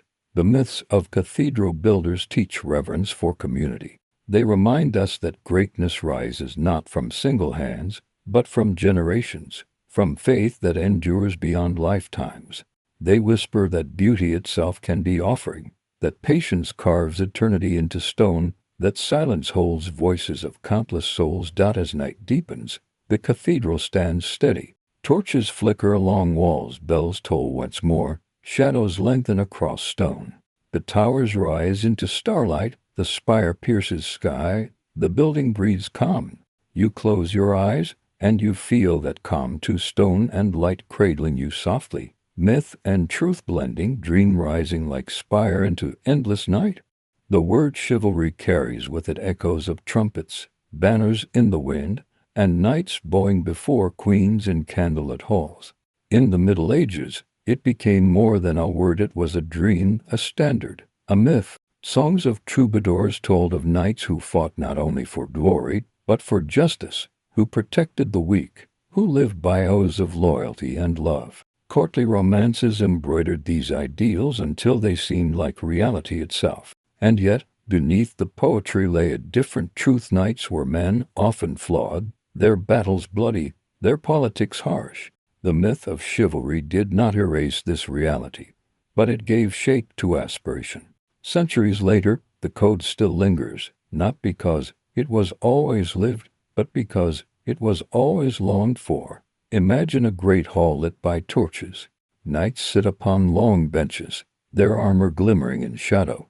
A bard stands at the center, harp in hand, singing of Sir Gawain's honesty, of Lancelot's courage, of Roland's sacrifice. The listeners lean close, their faces softened by hope. For them, the stories are mirrors not of themselves as they are, but of themselves as they wish to be. Outside, war may rage. Inside, the myth of honor lies. The myths of chivalry were many. Some said knights never fled in battle, never raised sword against weak, never betrayed trust. Tales of courtly love spoke of pure devotion, of service to a lady more spiritual than earthly. Troubadours sang of love that inspired courage, of loyalty that endured beyond death. These images, though gilded, carried power. They shaped how people saw knights, how knights wished to be seen, how memory remembered them. Historians later showed the divide. Chronicles reveal knights pillaging villages, betraying lords, quarreling in courts. The code was ideal more than rule, poem more than practice. Yet its persistence was no less real. It inspired crusaders, bound lords to oaths, softened the brutality of warfare with glimpses of gentleness. Even in failure, it carried meaning and image to strive toward, a myth to steady wandering hearts. Picture yourself riding through medieval countryside. The road is muddy, the air cool, the banners above your head damp with rain. Or on you ride knights, their armor heavy, their voices low. They speak not of glory but of hunger, of tired horses, of distant homes. And yet, when they enter a village, the children watch them with shining eyes, imagining heroes from song. The knights know their flaws, but they feel the weight of those gazes. Myth shapes them, even when reality bends. The myths of chivalry teach aspiration. They remind us that ideals may not be lived perfectly but still carry value. They whisper that dreams can guide behavior, that poetry can soften reality, that even failure can inspire. To live by a code is not to be flawless, but to walk with direction, to let hope mold action. As night deepens, the hall grows quiet. The bard's song fades, the knights rest, their armor stacked beside them. Outside, stars shine above dark fields, calm and endless. Inside, silence lingers, filled with echoes of harp and oath. You close your eyes, and you feel that echo to a dream of honor, a whisper of loyalty, a myth steady as lullaby. Sleep comes like a code remembered, imperfect yet guiding, soft as banner night wind. In the medieval world, the line between healing and magic was thin, almost invisible. Villagers spoke of wise women who knew the herbs of forest, of monks who copied recipes into manuscripts, of wandering physicians who carried strange instruments and whispered prayers as they treated wounds. For centuries, the myths of medieval medicine were repeated, that healers used charms more than science, that superstition ruled over knowledge, that cures were born of chance. To many modern voices, these were tales of ignorance. Yet closer, Study revealed a subtler truth within the myths of leeches and potions lay beginnings of careful observation, fragments of knowledge that carried forward into later ages. Imagine a small cottage at the edge of a village. The roof is thatched, smoke drifts from chimney, the garden filled with herbs, sage, thyme, rosemary, lavender. Inside, a woman stirs a pot above fire, the air rich with scent of mint and honey. A child coughs nearby, his face pale. She lifts a wooden spoon, lets the child sip, then whispers a charm, not because she believes the words alone will heal, but because comfort soothes as much as remedy. For villagers, such figures were not witches, but healers, bridges between fear and hope. Monasteries preserved more structured knowledge. In scriptoria, monks copied texts from Galen and Hippocrates, writing recipes for balms, syrups, and diets. They believed the body was guided by four humors: blood, phlegm, yellow bile, and black bile, and balance was key to health. To restore it, they bled patients, applied leeches, or prescribed foods of hot or cold nature. These practices seem strange now, yet they reflected effort to understand, to bring order to suffering. And woven among them were genuine remedies. Willow bark for pain, honey for wounds, garlic for infection. What myths dismissed as folly often held fragments of truth. Legends grew around healers. Some said certain monks could cure blindness by touch, that relics of saints glowed to heal fever, that springs blessed by holy men restored strength. Pilgrims traveled miles to bathe in waters or touch bones of martyrs. These stories, while clothed in miracle, often reflected real comfort: fresh water easing thirst, cool air calming fever. Pilgrimage itself strengthening spirit, faith and medicine blended, inseparable, each carrying part of cure. Picture now a medieval town at dusk. A physician walks narrow streets, his cloak heavy, his satchel filled with herbs and instruments. People watch him with mix of hope and fear. Some whisper that he knows too much, that his knowledge is dangerous. Others bless him as he passes. He enters a house where fever burns. He checks pulse, looks at tongue, listens to breath. He mixes herbs, ties cloths, offers prayer. He does what he can, guided by both text and instinct. Whether cure comes or not, his presence matters. In a world of uncertainty, the healer carries not only remedies, but calm. The myths of medieval healers taught lessons beyond medicine. They reminded that comfort itself is part of healing, that knowledge grows slowly, that faith and science are not enemies, but companions in journey. They whispered that even imperfect remedies mattered, for they carried hope, and hope is itself medicine. Archaeology and manuscripts confirmed what stories hinted.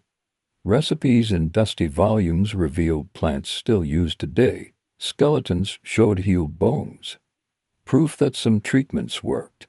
Charred remains of apothecaries revealed scales, jars, mortars, evidence of careful craft. Beneath myth lay skill, beneath superstition lay patience, beneath story lay truth. As night deepens, the cottage of healer grows quiet. The herbs hang drying from rafters, their scent filling air. The child sleeps, his breath calm. The woman sits by fire, her eyes heavy, her hands folded. Outside, the stars shine steady and silent. You close your eyes too, and you feel that same steadiness, the presence of care, the whisper of herbs, the hush of night carrying you softly into rest. In the soft gloom of medieval halls, where candles trembled and brass glowed like small suns, people told stories of statues that moved. They spoke of angels who turned their heads to follow procession, of lions that roared from gilded pulpits, of kings who lifted their hands to bless at the striking of the hour. For a long time, later centuries smiled at these tales, calling them fancies born of smoke and shadow. Yet the more patiently historians read old accounts, and the more carefully restorers opened old cases and peeled back panels, the more the stories settled into truth. Inside they found cams and counterweights, leather bellows, and little pipes, clever linkages polished by generations of hands. The myths had been touched by breath, yes, but also by gear, and weight and water. Imagine entering a great church just before dawn. The nave is blue with early light, the stone cool beneath your steps. Far above, a gallery holds a complicated clock. Its face is painted with suns and moons. Its rings mark the wanderings of planets. Its little doors are shut like eyelids. You wait, then the hour arrives. Panels swing open, and a quiet procession begins. Figures of apostles file past a window. A rooster lifts its metal neck and crows. A knight on a turning drum lowers his lance and taps a shield with a bright metallic kiss. The sound is small, but the moment opens the whole nave like a flower.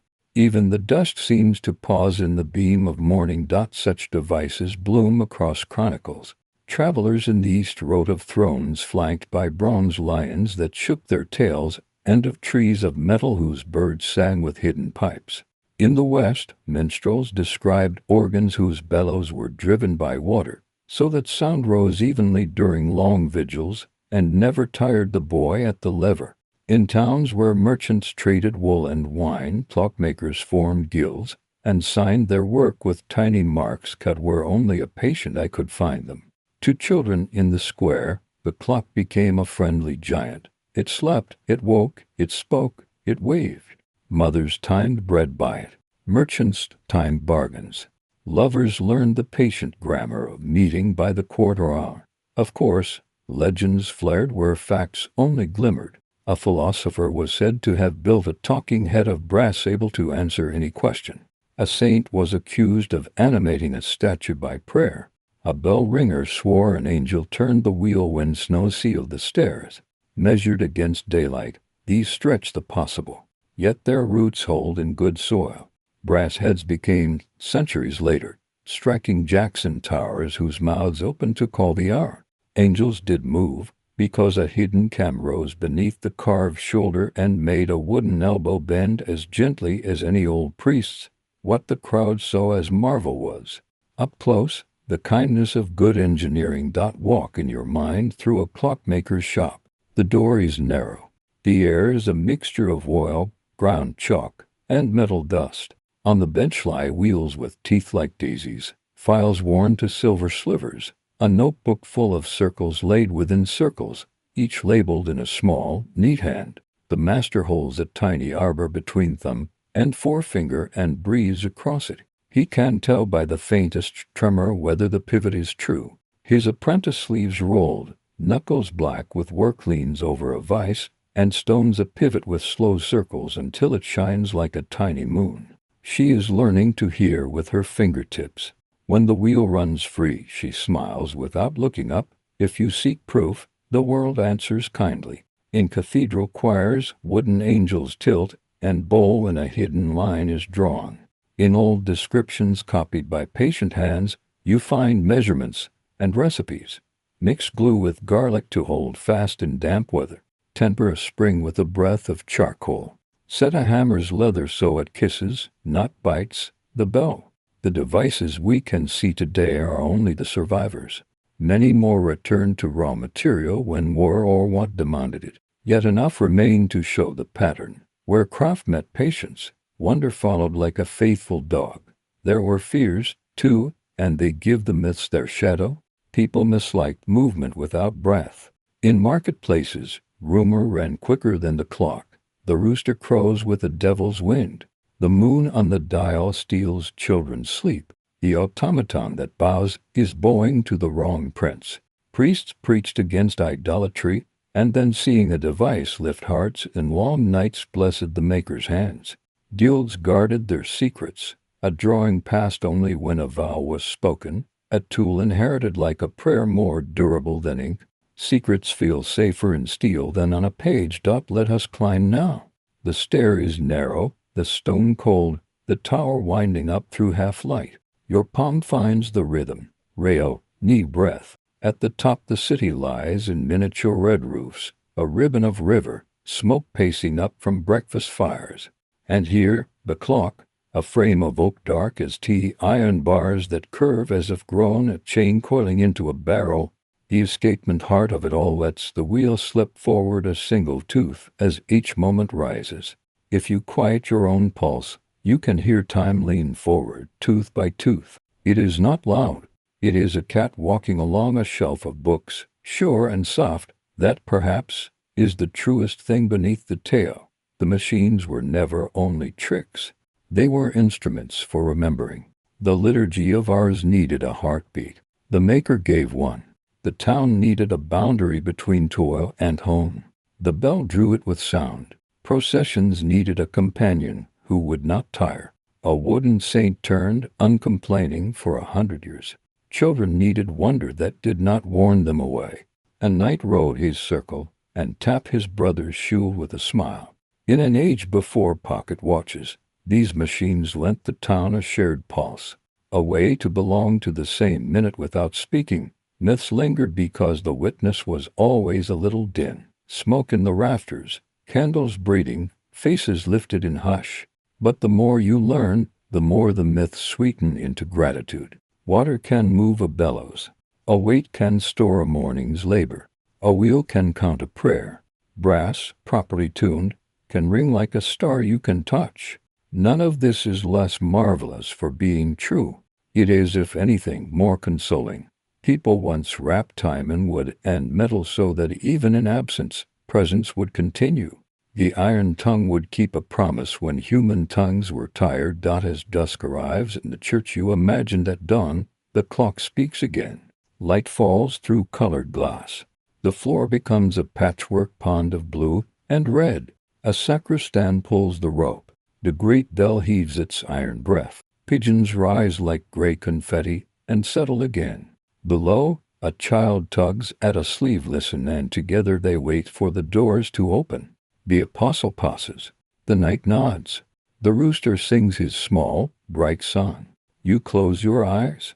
The tick settles into your breathing and your ribs. You do not count the beats. You let them count you. The living statues do not demand belief. They ask only patience. Stand in the quiet. Let the wheel turn. Allow the weight to fall at its proper pace. Feel the way the sound does not pierce but pillows, not command but comfort. If a lion of hammered sheet shakes his tail and a child laughs, that is enough. If an angel bows on a hinge and a baker says amen, that is enough. If a clock counts the hours of labor and then names a moment for rest, that is more than enough. The myth was never there to trick you. The device is a school for gentleness. And when night finally takes the tower, the gear train drowses, the last shimmer of oil cools, and the city hums like a hive gone calm. Stars purl in the black cloth above, and the river in the valley tugs like a chain through its own wheel. Somewhere, a weight reaches the stone floor with a polite kiss, and the machine grows still. Morning will be wound back into it, its heart by a careful hand. Between such hours, towns shaped their days to the clock's slow mercy. Bakers rose when the bell named matins. Weavers matched their shuttles to the quarter. Children learned numbers by listening long before they could trace them in wax. Even markets breathed by it, a toll to open stalls, a peal to send carts home. Where the machine failed, people noticed not anger but a curious quiet, as if the street had forgotten its own heartbeat and was waiting to remember. Until then, the town rests beneath a promise measured in teeth and bell, and you too, let your breathing meet that same measured kindness. Sleep follows its cadence as surely as midnight follows vespers, until sleep finds you as quietly as a door opening on its hinge. For centuries, tales spread across Europe of warriors who came from the sea, their ships swift as shadows, their sails red as blood, their rage sudden as storms. Monks wrote of them in fearful chronicles, villagers whispered of them in trembling voices. And yet, just as quickly stories arose of their courage, their craft, their journeys across endless seas. Some of these tales were dismissed as exaggerations, as myths spun by fear or pride. Could men truly sail across oceans unknown, reaching distant lands before maps even marked them? For a long time, many thought such legends no more than boast. But in time, truth surfaced. Archaeology uncovered what stories had long carried. Norse settlements were found far from Scandinavia, their remains buried in green lands across the Atlantic. At Land's Ox Meadows in Newfoundland, the earth yielded the ruins of longhouses, iron nails, and spindle whorls, evidence of people who came by sea nearly 5 centuries before Columbus.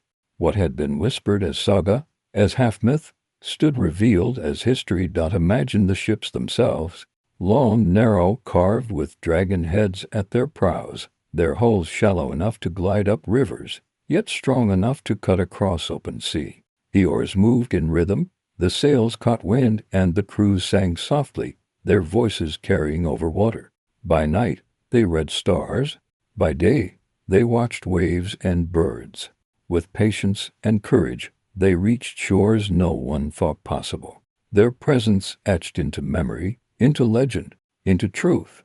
The sagas told of Vinland, a place of meadows and vines, rich with timber and fish. For years, scholars dismissed it as dream. Yet when the soil of Newfoundland gave proof, the sagas were read anew, not as fancy but as memory, passed down in song until spades confirmed their truth. What once seemed impossible became certain. The Vikings had crossed the Atlantic, their myths revealed, as history. Sit now in imagination upon such a ship. The deck is rough beneath your feet, the sail swells above, the sea rocks gently.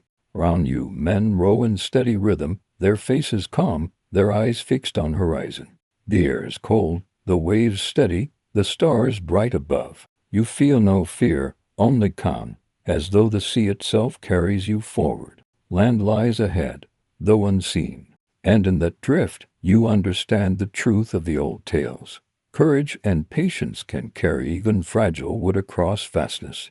The myths of Viking voyages teach faith in story. They remind us that memory endures in strange shapes, sometimes dressed in wonder, sometimes doubted, yet often rooted in truth. They whisper that seas are not barriers but bridges, that myths can be maps, that the world is always wider than we imagine. As night falls, the ship drifts onward, stars mirrored in dark waves. The men rest, the sea hums, the horizon waits. You close your eyes, and you to drift, carried by rhythm of oars, by hush of tide, by calm of story turning into truth. In medieval Europe, whispers often passed from mouth to mouth about hidden treasure chests of silver and gold buried in fields, goblets and coins hidden beneath roots of old oaks, jewels sealed beneath mounds of earth. Farmers spoke of lights flickering at night, faint glows that marked places where treasure slept. Children grew up hearing of kings who fled with riches and buried them, of warriors who hid spoils before battles, of peasants who concealed coins against invasion and never returned. For centuries, such stories were dismissed as fancies, folklore to amuse, excuses for unexplained lights in fields. But time and soil proved otherwise, for beneath the plowland of Europe, hoards truly lay, waiting, testament to fear, to hope, to survival. Imagine a farmer in medieval England. His hands are calloused, his back bent from labor. He tills the earth not only for crops, but with memory of danger. Invaders might come, taxes might rise, war might spill across his village. He takes what little coin he owns, seals it in a pot of clay, and buries it by moonlight, marking the spot with a stone only he knows. Perhaps he never returns, perhaps his children forget, perhaps the field swallows memory. The pot waits, centuries pass, and one day another hand uncovers it. What was once fear becomes wonder. What was once lost becomes treasure. The myths of buried hoards were many. In Scandinavia, legends told of dragons guarding gold hidden deep beneath hills, their breath glowing at night as a warning. In Ireland, folk spoke of fairy gold, shifting places beneath mounds, glimmering only for the lucky. In Saxon England, whispers lingered of Roman treasure buried by soldiers retreating from the island, coins and silver plate hidden against time. Always the pattern was the same: gold below, story above, earth between. For centuries, scholars scoff at such tales. Surely peasants invented them. Surely glimmers in fields were swamp gas or imagination. Yet discoveries proved otherwise. In the 20th and 21st centuries, detectors and spades revealed hoards across Europe: the Staffordshire hoard of Anglo-Saxon gold and garnet, the Curedale hoard of Viking silver, the Hoxton hoard of Roman coins and jewelry. Each was real, each buried in haste, each forgotten until soil gave it back. The myths were not lies but echoes, preserving truth in the form of story until history caught up. Imagine standing in a field at twilight, the sky turning violet, the soil dark beneath your feet. You know that beneath lies more than root and worm. There may be coins once held by kings, brooches once clasped by queens, cups once lifted in halls now long silent. You kneel, you press your hand to earth, and you feel presence not loud, not certain, but steady. Time sleeps below, history rests, treasure waits. The myths of buried hoards are not only about wealth, they teach impermanence. They whisper that all possessions, however bright, may return to earth. Yet they also teach endurance, that memory lies hidden, but not lost, that story preserves what soil conceals, that patience may uncover what haste buried. To find a hoard is to find not only gold but heartbeat, not only coin but human fear, human hope, human story. Sit now in imagination within such a discovery. The chest lies open before you, the gold glowing faintly in lamplight. Around you, silence stretches, the air cool, the night calm. You touch a coin, smooth and cold, its surface marked by centuries, its weight unchanged. You realize you hold not only metal but memory, not only value but voice. The soil has returned what story promised. As night deepens, the field grows quiet, stars scatter above, the earth hums below. You close your eyes, and you to drift into soil's embrace, buried in calm, resting in patience. Sleep comes like treasure beneath earth, hidden, silent, eternal, waiting to be found again in dawn's light. The medieval world carried with it stories of shadows that swept across towns, of sickness moving silently from street to street, of bells tolling through night while fires smoldered in daylight. For generations, the Black Death was spoken of not only as tragedy but as myth, whispers of divine punishment, of poisoned wells, of omens in the sky. To those who lived in its time, the plague was more than disease. It was presence, it was fear made flesh, it was the unknown.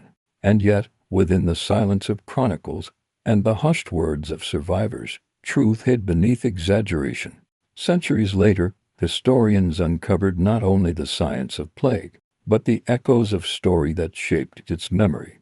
Imagine walking through a medieval town in the year 1348. The streets are narrow, the air heavy with smoke and damp. Doors are closed, shutters barred, silence broken only by the toll of bells from the church. A cart creaks past, laden with bodies wrapped in cloth. Children watch from windows, their eyes wide, their voices hushed. Priests walk with incense, swinging censers that fill the air with bitter smoke, prayers whispered against fear. The town seems emptied not only of people but of sound itself, replaced by a hush as heavy as fog.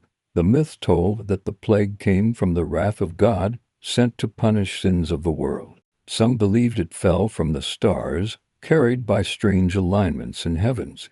Others spoke of strangers poisoning wells, or witches casting curses.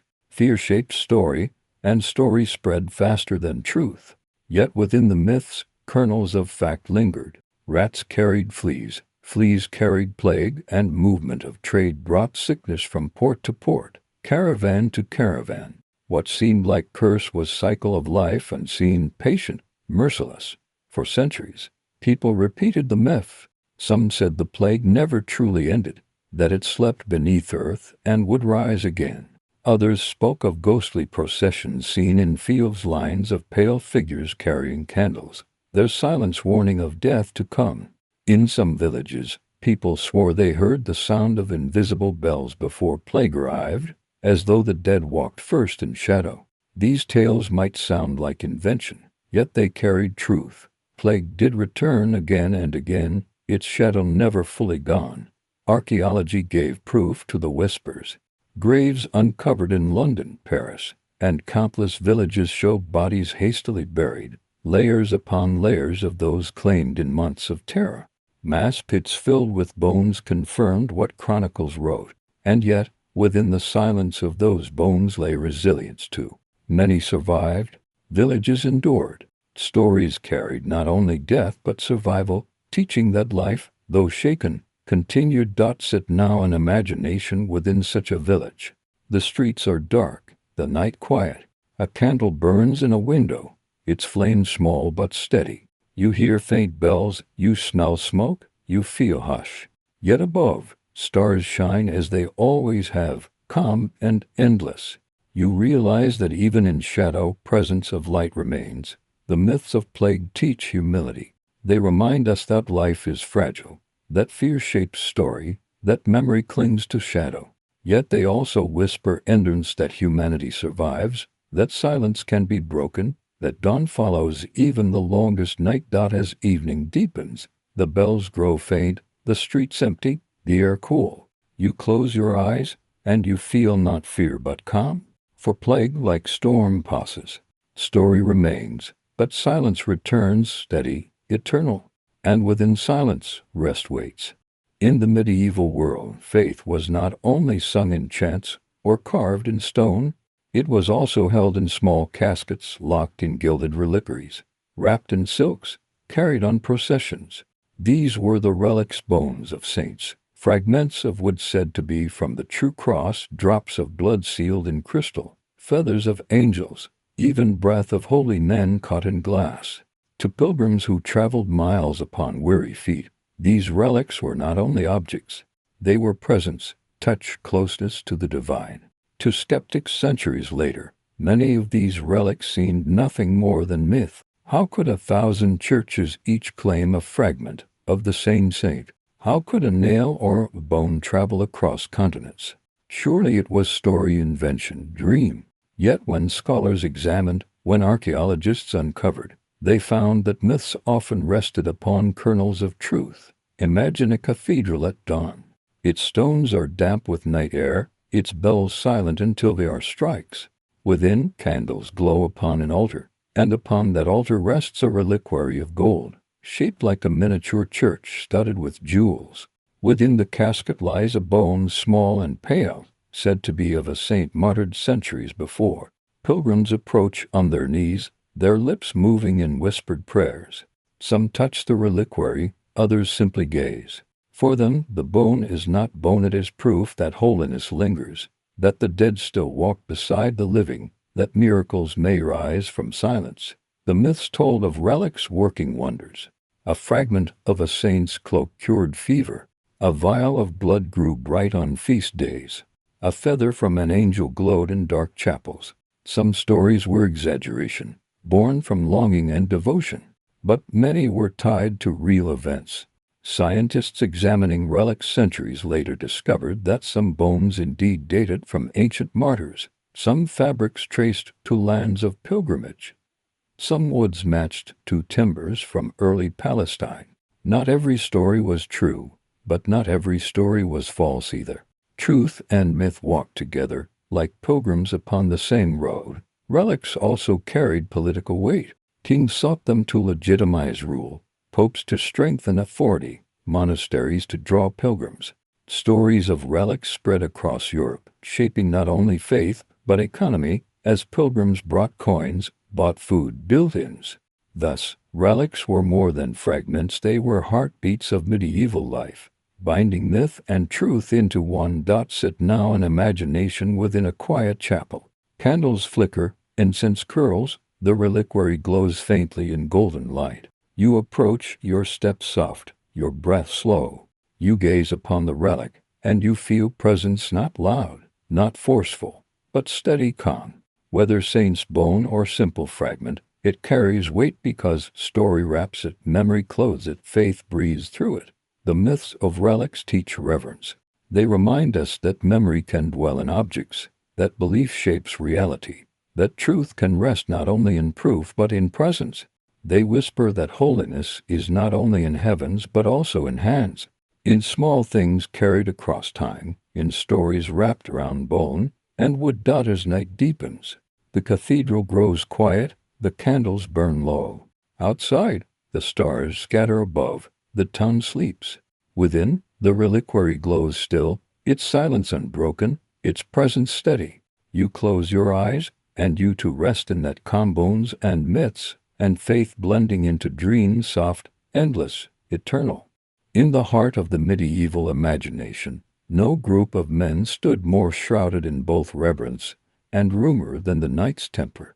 They were warriors and monks, protectors of pilgrims, guardians of roads leading to Jerusalem. They wore white mantles marked with a red cross, their swords both blessed and feared. To the people of their time, they seemed touched by divine power.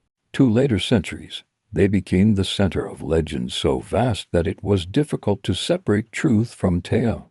Were they keepers of hidden treasures, protectors of the Holy Grail, practitioners of secret rites? For long years, such questions were dismissed as myth, inventions of storytellers and scribes. Yet, as with many medieval stories, pieces of truth gleamed beneath the veil of imagination. Imagine a dusty road in the 12th century, where pilgrims walked weary miles toward Jerusalem. Along the path stood fortified houses, tall and strong, built by the Templars. Within them bread was given, water offered, medicine shared. Outside, riders on swift horses patrolled, their armor gleaming in the sun, their banners whipping in the wind. To weary pilgrims, the sight was more than comfort, it was miracle. For without protection, bandits and dangers lurked, yet under the Templars' watch, the path seemed safer. Stories of their strength grew, and with them, myths were born. The Templars amassed wealth through donations, gifts, and land, becoming bankers before the word itself was common. This wealth fed stories. People whispered that they had discovered treasures in the ruins of Solomon's temple, that they had unearthed the Ark of the Covenant, that they hid relics too holy for the world to see. Some believed they held the Holy Grail itself, the cup from which Christ drank. Others said they knew secrets of alchemy, of eternal life. The myths multiplied, spreading faster than the truth could steady itself. When the Templars fell, accused of heresy and disbanded by the Pope in the early 14th century, myths only deepened. Their leaders were burned, their order scattered. Yet people believed they had gone underground, continuing in secret. From these whispers came stories of secret societies, of hidden hands guiding history. For centuries, historians doubted, calling such tales mere fantasy. Yet discoveries of Templar commanderies, of their records, of their financial systems, revealed they were more complex, more influential than dismissed. The truth was not the Grail perhaps, but it was power, reach, and mystery enough. Sit now in imagination within a candlelit chapel of the Templars. The walls are stone, the air heavy with incense. Round you stand knights in white mantles, their swords at their sides, their heads bowed in prayer. Their voices rise in chant, low and steady, echoing against stone arches. You feel presence, not of myth but of discipline, devotion, strength shaped by silence. Whether they guarded treasures or not, they guarded paths, they guarded faith, they guarded stories. The myths of the Templars teach both caution and wonder. They remind us that power draws story as flame draws moths, that secrecy feeds imagination, that truth and myth intertwine until both endure. They whisper that even when orders fall, stories remain, shaping memory, guiding dream. As night falls, the chapel grows quiet, the candles burn low, the nights vanish into shadow. Outside, stars scatter above, the world rests. Within, silence remains, filled with presence. You close your eyes, and you drift into that silence, mystery not as fear but as calm, legend not as noise but as lullaby. Among the most enduring myths of the medieval world was the tale of the sleeping king, a ruler who did not die, but who rests in hidden chambers, waiting for the day his people need him most. To villagers gathered near hearths, such tales offered comfort. Their king was not gone. He merely slept, ready to return when fate demanded. It was not only story but hope, a quiet assurance whispered against the uncertainties of plague, famine, and war. The most famous of these figures in Europe was King Arthur. Legends told of his battles, his knights, his sword drawn from stone, his kingdom of Camelot. But when his reign ended, the stories did not place him in a tomb. Instead, they said he was carried to the Isle of Avalon, where he lay in enchanted rest. Some whispered he lay beneath Glastonbury Tor, others that he slumbered under hills in Wales or Scotland. Always, the promise was the same. He would rise again when Britain's need was greatest. Such myths were not confined to Arthur alone. In Germany, tales told of Emperor Frederick Barbarossa sleeping beneath the Kyffhäuser Mountains, his beard grown long around a stone table, his knights resting at his side. In Portugal, it was King Sebastian, lost in battle, yet believed to return. In every land, the story was repeated, shaped to the rhythm of its people. A king not gone but waiting, a protector not dead but patient. Imagine standing before a green hill in twilight. The grass glows faintly in fading sun, the air still. Beneath, so the villagers say, lies a chamber carved of stone. Within, a king rests upon a throne, his crown at his side, his sword at his knee. Round him lie his knights, silent, their armor faintly gleaming. Their breaths are slow, their sleep unbroken.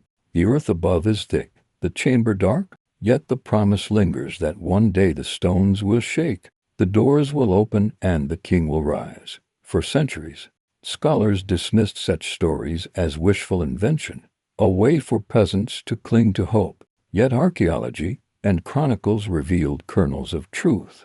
At Glastonbury, monks in the 12th century uncovered what they claimed to be Arthur's grave. In Kyffhäuser, ruins of a castle and carvings of Frederick's reign gave weight to the myth. More than fact, however, the tales proved their power. They endured not because of proof, but because of need. People longed to believe in return, in restoration, in hope beyond present struggles. The sleeping king myth teaches patience. It whispers that even in darkest times, help may still rest nearby. It reminds us that endings may not be final, that presence may linger unseen, that hope can lie beneath hills, silent yet steadfast. Sit now in imagination at the foot of such a hill. The wind stirs grass, the evening star glimmers above, the earth is quiet. You close your eyes, and you feel the presence beneath, not loud, not near, but steady. The king sleeps, the knights rest, the chamber breathes, and you, too, drift into rest, carried by the same hush, the same promise, the same eternal patience. The Middle Ages were not only a time of castles and battles, but also of words written in ink, words copied by hand, words preserved in silence. And yet, just as many were preserved, countless more were lost. Myths grew around libraries destroyed by fire, manuscripts hidden in caves, scrolls buried in walls of monasteries.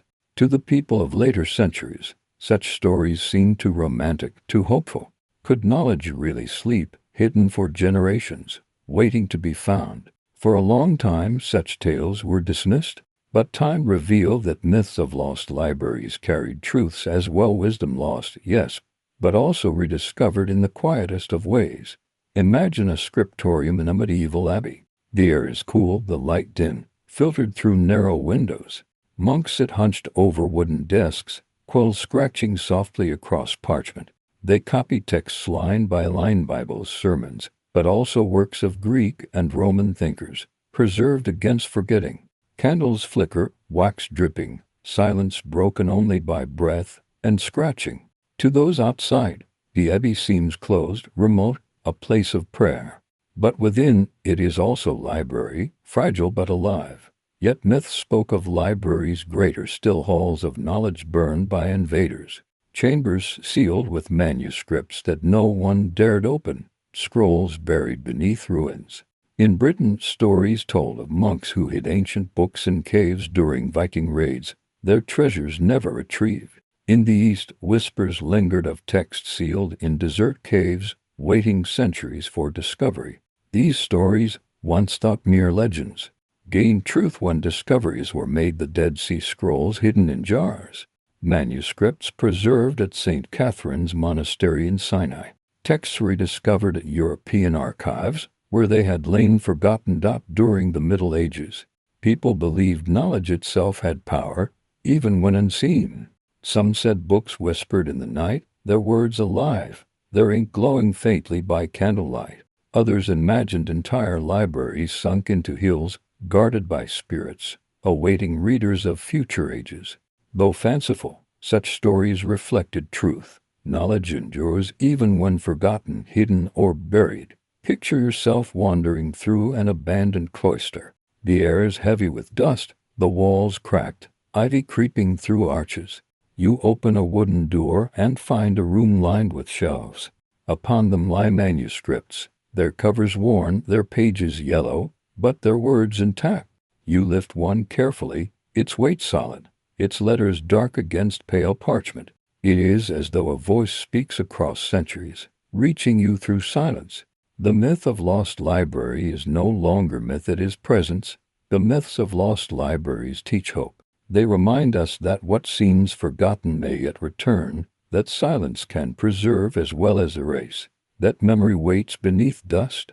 They whisper that wisdom does not vanish but rests, waiting for hands to open it, eyes to see it, hearts to listen. As night deepens, you sit within such a room.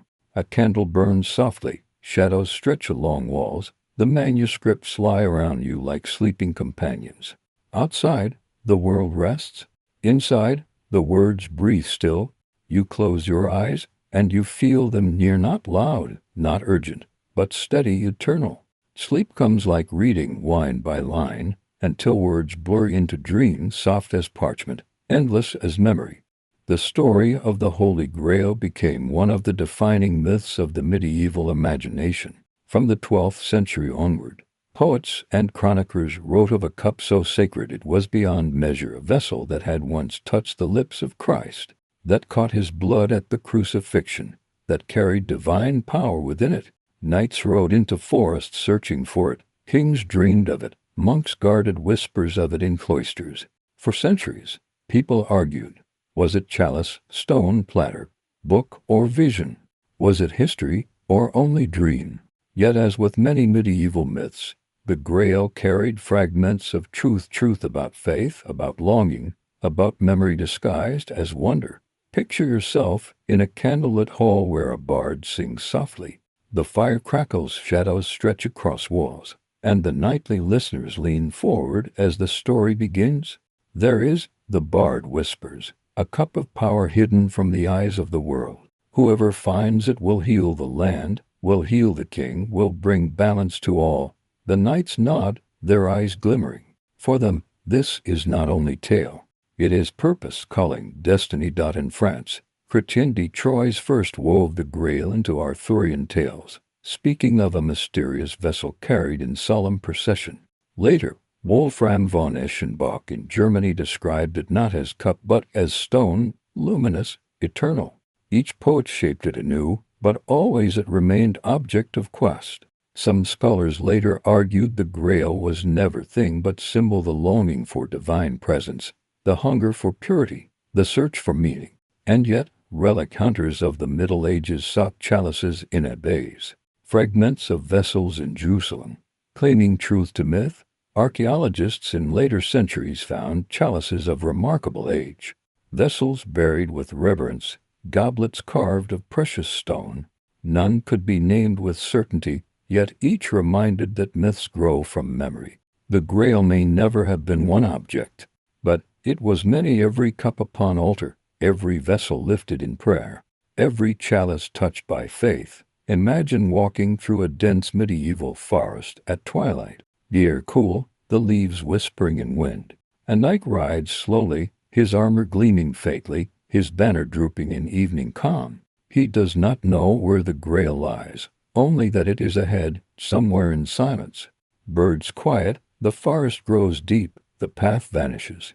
Yet he rides on, carried by faith more than sight. The myth lives in his step, his breath, his hope. The Grail became tied to real history as well. Pilgrims to the Holy Land carried tales of vessels kept in churches, chalices shown in processions.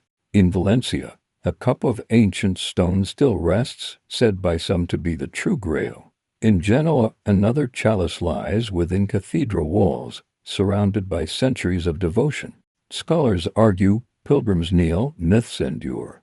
Truth may be hidden, but memory breathes, set now in imagination within a chapel. The windows glow with moonlight, the air smells of wax and stone. Upon the altar stands a chalice, plain, simple, yet radiant in silence. You gaze upon it, and you feel calm not because it is proven, but because it carries presence. The Grail is here, not as object alone, but as reflection of your own longing, your own dream of peace. The myths of the Grail teach yearning. They remind us that search itself can be sacred, that meaning lies not only in finding but in seeking, that silence holds answers as surely as relics. They whisper that the divine is near, not always in goal or proof, but in presence, in story and dream. As night deepens, the chapel grows still. Outside, stars shimmer above the forest. The world breathes quietly. Within, the chalice glows faintly, steady in candlelight. You close your eyes, and you too rest in its presence, not in certainty, but in calm. The quest fades into dream, the Grail glimmers in silence, and sleep carries you gently onward, like night through forest, like pilgrim through prayer, like story through centuries.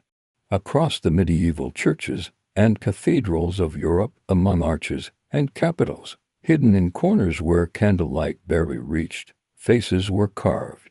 Some were serene, some were wild, and some seemed to be made of leaves, mouths sprouting vines, eyes framed with branches, beards flowing into oak and ivy. To the faithful kneeling below, they were decorations, strange but familiar. To others, they were memory echoes of an older faith, carried quietly into Christian stone. This figure became known as the Green Man, a myth that seemed too fanciful for history. For centuries, people believed him invention of romantic minds, a symbol imposed later. But then archaeologists and art historians began to count. The Green Man appeared everywhere, carved again and again, from Ireland to Germany, from France to England. His presence was no accident. The myth was carved in stone, and it endured. Imagine stepping into a medieval cathedral at dawn. The air is cold, the incense faint. Sunlight filters through stained glass, scattering color across flagstones. You walk slowly down the nave, your steps echoing in silence. Then, as you glance upward to a column, you see him, a face, calm and watchful, his lips curled with vines, his eyes steady, his beard woven with oak leaves. He does not speak, yet his presence is undeniable. He watches, as he has watched for centuries, steady as stone, quiet as earth. Scholars once doubted his age, believing the Green Man to be invention of Victorian poets. Yet carvings date back to the earliest medieval centuries. He appeared in abbeys where monks chanted psalms, in chapels where knights prayed before battle, in cloisters where silence reigned. Why was he there? Was he symbol of resurrection, of life springing eternal? Was he memory of older gods, carried into new faith by craftsmen who remembered stories told by grandfathers? Or was he simply art, decoration made meaningful by centuries of gaze? Legends whispered that the Green Man was spirit of the forest, guardian of wild, the face of nature itself. To peasants who lived close to earth, who tilled soil and planted seed, such a figure was comfort. The world was not only stone and church, it was also leaf and root, branch and bird. By carving him into sacred places, perhaps craftsmen reminded that earth and faith were not apart, but together. Now picture yourself in a quiet forest at twilight. The trees rise high, their branches thick with leaves.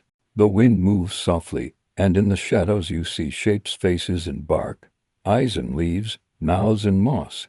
The forest feels alive, as though it watches, as though it breathes with you. This is the world the Green Man embodies, not fantasy, but presence. The medieval carvers shaped in stone what they saw in silence. The forest alive, the earth awake, the seasons eternal. The myths of the Green Man teach unity. They remind us that humanity and nature are not separate, that faith may rise in stone yet still grow from soil. They whisper that life endures, that memory is carved in leaf and vine as surely as in word and parchment. As night deepens, the cathedral grows quiet. Candles burn low, shadows lengthen. The Green Man remains upon his stone perch, silent and steady.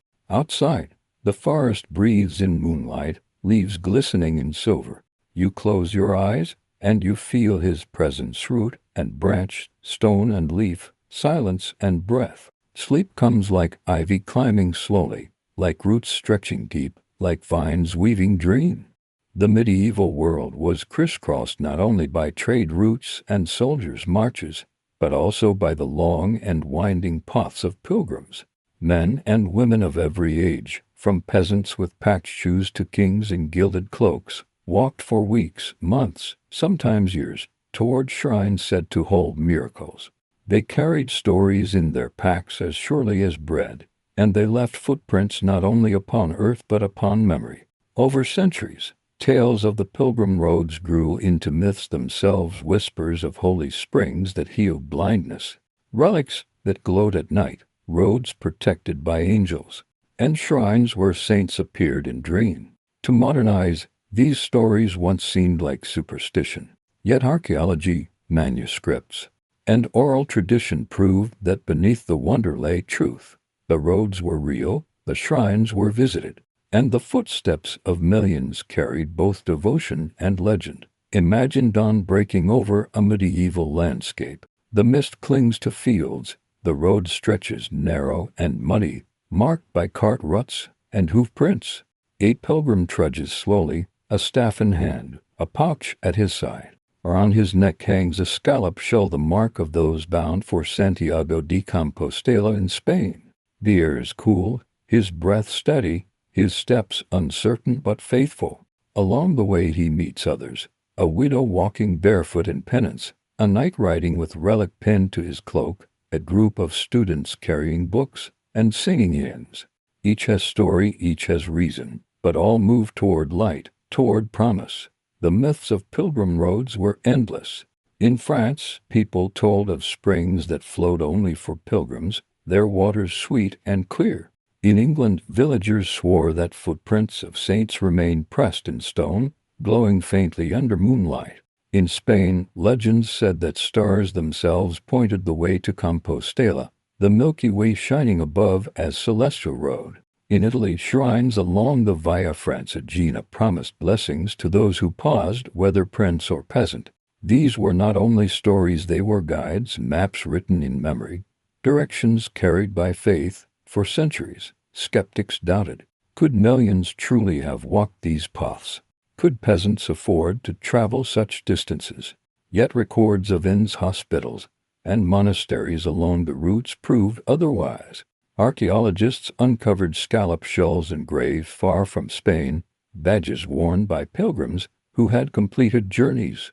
Manuscripts preserved songs and prayers sung along the way, their verses describing landmarks still visible today. What seemed like myth was revealed as history. Though clothed in wonder, picture now a great shrine. Pilgrims arrive dusty, weary, their clothes ragged, their feet bleeding, yet their eyes shine.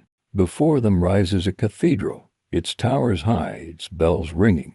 Within, candles glow upon an altar, and behind that altar rests the relic they have sought, perhaps the bones of a saint, perhaps a fragment of the cross, perhaps the tomb of Apostle James himself. They kneel, they weep, they pray. For them, the road is not only complete but transformed. The myth has become presence, the story has become stone, and yet the road does not end at shrine alone. Pilgrims carried stories back. In taverns, they spoke of wonders seen, lights in forests, voices in chapels, angels in disguise who offered bread along the way. Some of these tales were exaggeration, some metaphor, but many reflected real kindness: villagers who gave food, monks who offered shelter, fellow pilgrims who shared burdens. The myth of the road was thus not only in miracles, but in community, in the shared faith that bound strangers into family. Sit now in imagination upon a quiet stretch of pilgrim road. The sun sets, the fields glow gold, the air cools. A small chapel stands nearby, its door open, candles flickering inside. Pilgrims rest within, their cloaks spread upon straw, their voices hushed. Outside, stars rise, the Milky Way stretching across sky like path of light. You breathe slowly, your body weary but calm.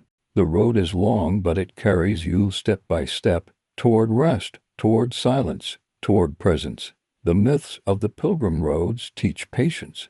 They remind us that journeys matter as much as destinations, that walking itself can be prayer, that stories carried along paths are as sacred as relics upon altars. They whisper that faith is not only in miracle, but in step, in breath, in silence shared upon road. As night deepens, the road lies empty, yet it hums with memory. The fields sleep, the chapels glow, the stars shine. You close your eyes, and you drift into the same rhythm, footsteps upon earth, breath upon air, story upon silence. The road carries you not to shrine but to dream, endless, patient, eternal. In the dim chambers of medieval towns, hidden behind thick wooden doors and shuttered windows, men bent over tables crowded with glass vessels, bronze alembics, bowls of ash, and manuscripts covered in strange signs. These were the alchemists' figures, half feared, half revered, spoken of in whispers. To common people, they were magicians who sought to turn lead into gold, to summon fire from nothing, to live forever. To kings and patrons, they were keepers of secrets, hired in hope of wealth or immortality. For centuries, stories about alchemy blurred into myth. Men who created homunculi in bottles, who discovered the philosopher's stone, who drank elixirs of eternal youth. Many believed these were fantasies.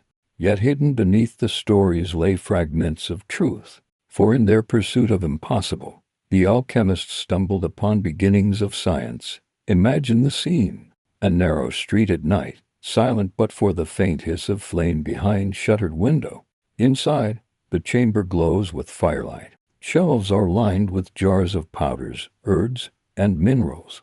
On the table lies parchment covered with symbols, circles, and diagrams, drawn in careful hand. A man stirs liquid in a vessel, the glass glowing faintly, steam curling upward. He whispers prayers half to God, half to mystery. For him, this is not only experiment but devotion, a search for unity in a world of fragments. The myths told that alchemists could summon gold from basest metals, could heal all wounds, could unlock gates of heaven itself. Some chroniclers described travelers who drank from vessels and walked without hunger for days. Others claimed kings grew furious when promised transmutations failed, leading to prisons and trials. The myths grew wild, of flames that burned without fuel, of powders that exploded into light, of stones that glowed with inner fire. And yet, when scholars of later centuries studied their manuscripts, they found truth. Alchemists experimented with acids, salts, and distillation. They discovered alcohol, refined medicines, laid groundwork for chemistry. Their strange symbols, though cryptic, preserved recipes and processes that became foundations of modern science. Beneath the myth of gold lay the truth of transformation, not of metals into treasure, but of knowledge into discovery.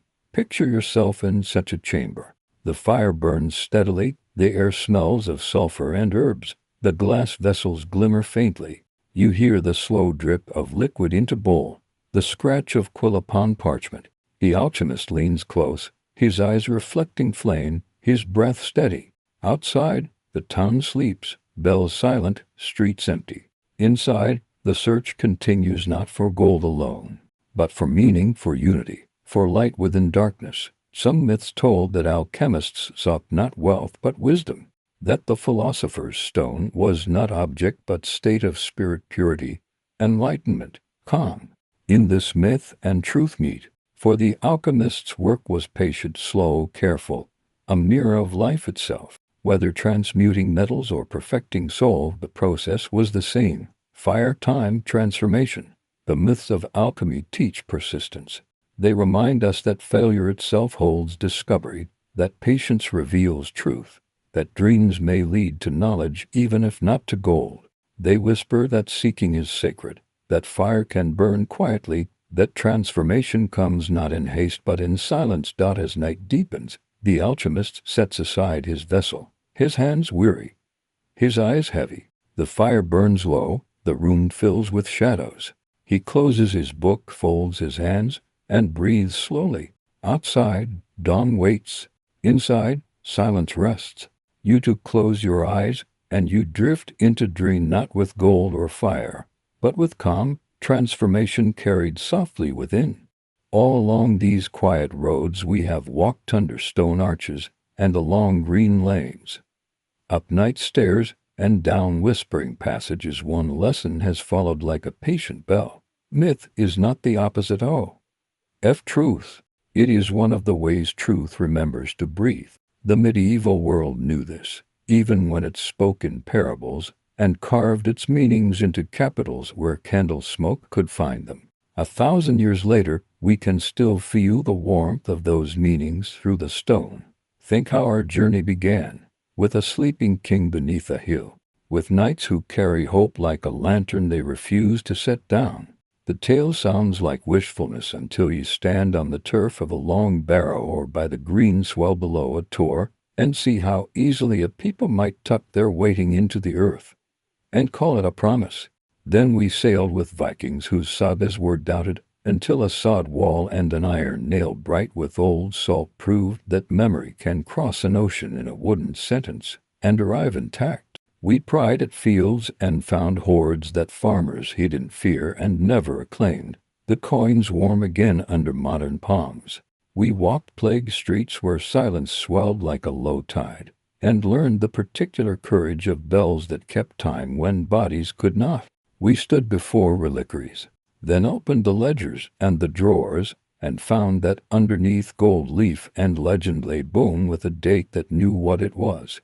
We kept company with the tempers, half prayer, half steel, with lost libraries that were not lost, only waiting, and we watched the grail, stone or cup or vial, glow just enough to keep a knight moving through a forest that needed no map but patience. We looked up to the grin of the green man in Christian stone and let the double witness leaf and gospel teach us that older things do not always vanish.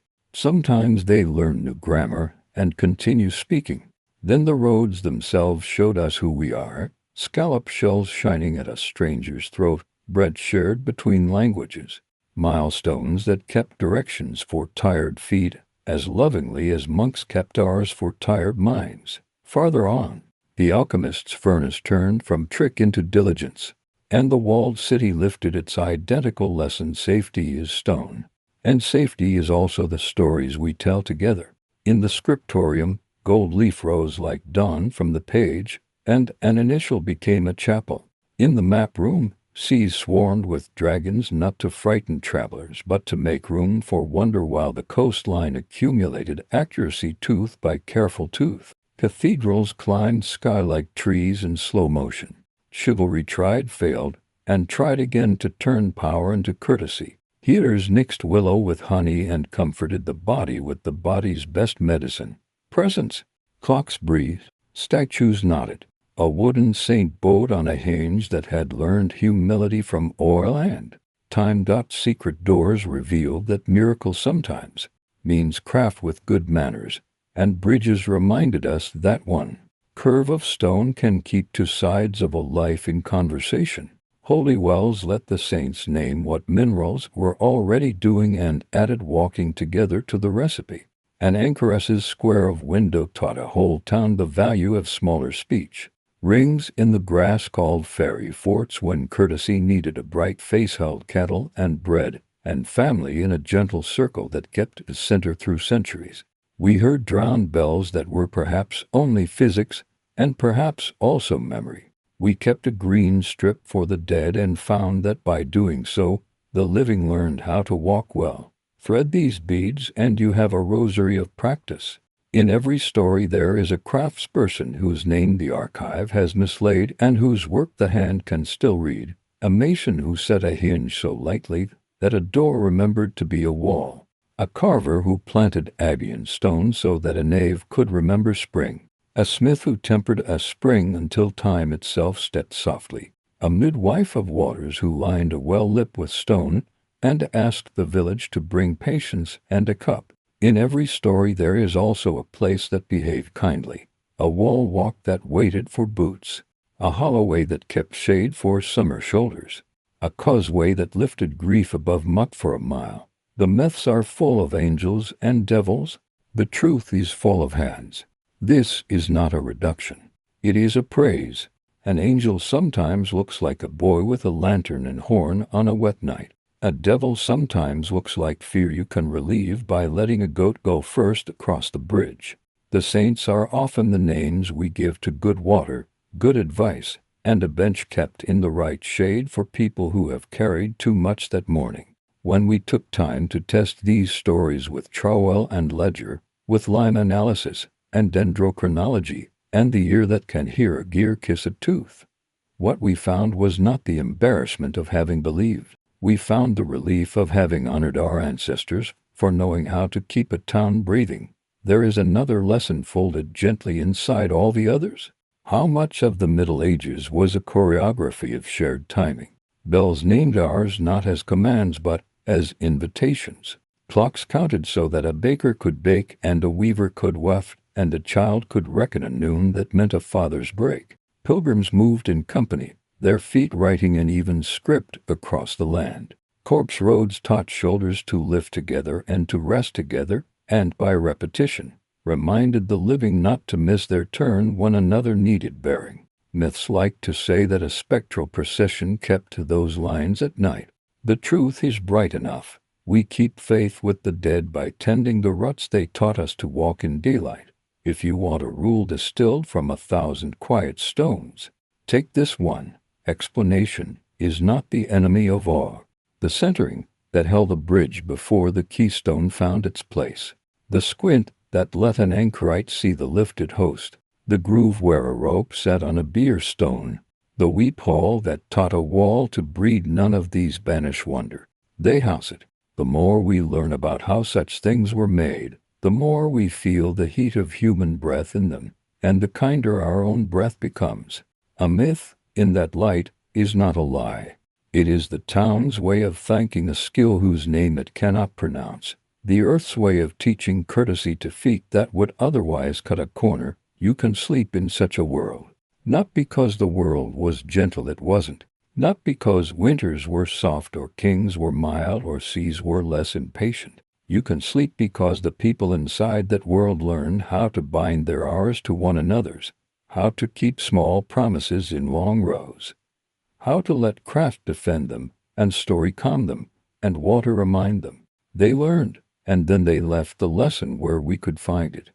If you would like the lesson in images, because sometimes the mind rests better on pictures, choose any 5 from our walk and lay them end to end. A green lane bowed by hedges, garlic bright underfoot, and a gate with the sheen that only honest hands produce. The arch of a bridge with a goat stepping across while a lantern wakes under a niche. The square of a window in a church wall where a small lamp turns a thin air into gold, and the town's breath passes into directions without ever jostling. A clock steer with oil like a tiny star, the tooth about to kiss the palate about to let the world lean forward one syllable. A well under you where the water keeps the exact temperature of forgiveness, and a boy's clay jug ringing the lip with a sound he will remember when his hair is white. Hold those, and the rest gather around them without crowding. Or if you would rather keep one sentence because pockets are small, this will do. The Middle Ages were a long practice in turning fear into custom, and custom into kindness. The practice was imperfect, because all practices are. It was continuous, because human beings become tender by repeating what they can bear to repeat, and because of that continuity, we can go out at dusk now, in a century with different anxieties, and differently named storms, and place our hands on old stone and feel steadied without being asked to believe more than our breath can carry. So here at the end of our quiet procession, let us place our own small offerings where they belong. On the bridge, a nod to the mason whose wedge found the exact seam. On the wall, a fingertip along the chalk where someone once drew a plan and an alphabet of lines. In the well, a coin laid face up without wish or fuss. At the light gate, a seated minute in which we do nothing but admit that doing nothing can sometimes be the right work. In the map room, a pencil line that leaves room for dragons not as threats but as manners, a promise to keep the edges kind. And in the scriptorium of our own day, a page we will not rush because the letter deserves its gold. You are tired. and that is proper. Lay the book down. The towers will go on being towers without you for a while. The bridges will keep the banks in conversation. The wells will still be cool. The anchors of the hours will hold. Somewhere a wooden apostle is about to pass a small window. Somewhere a goat is trotting lightly over a crown of stone. Somewhere a woman has set her forearms on a sill and is listening to a stranger learning the shape of their own breath. Somewhere a bell underwater reel or remembered has the tact to speak once and then let the quiet answer.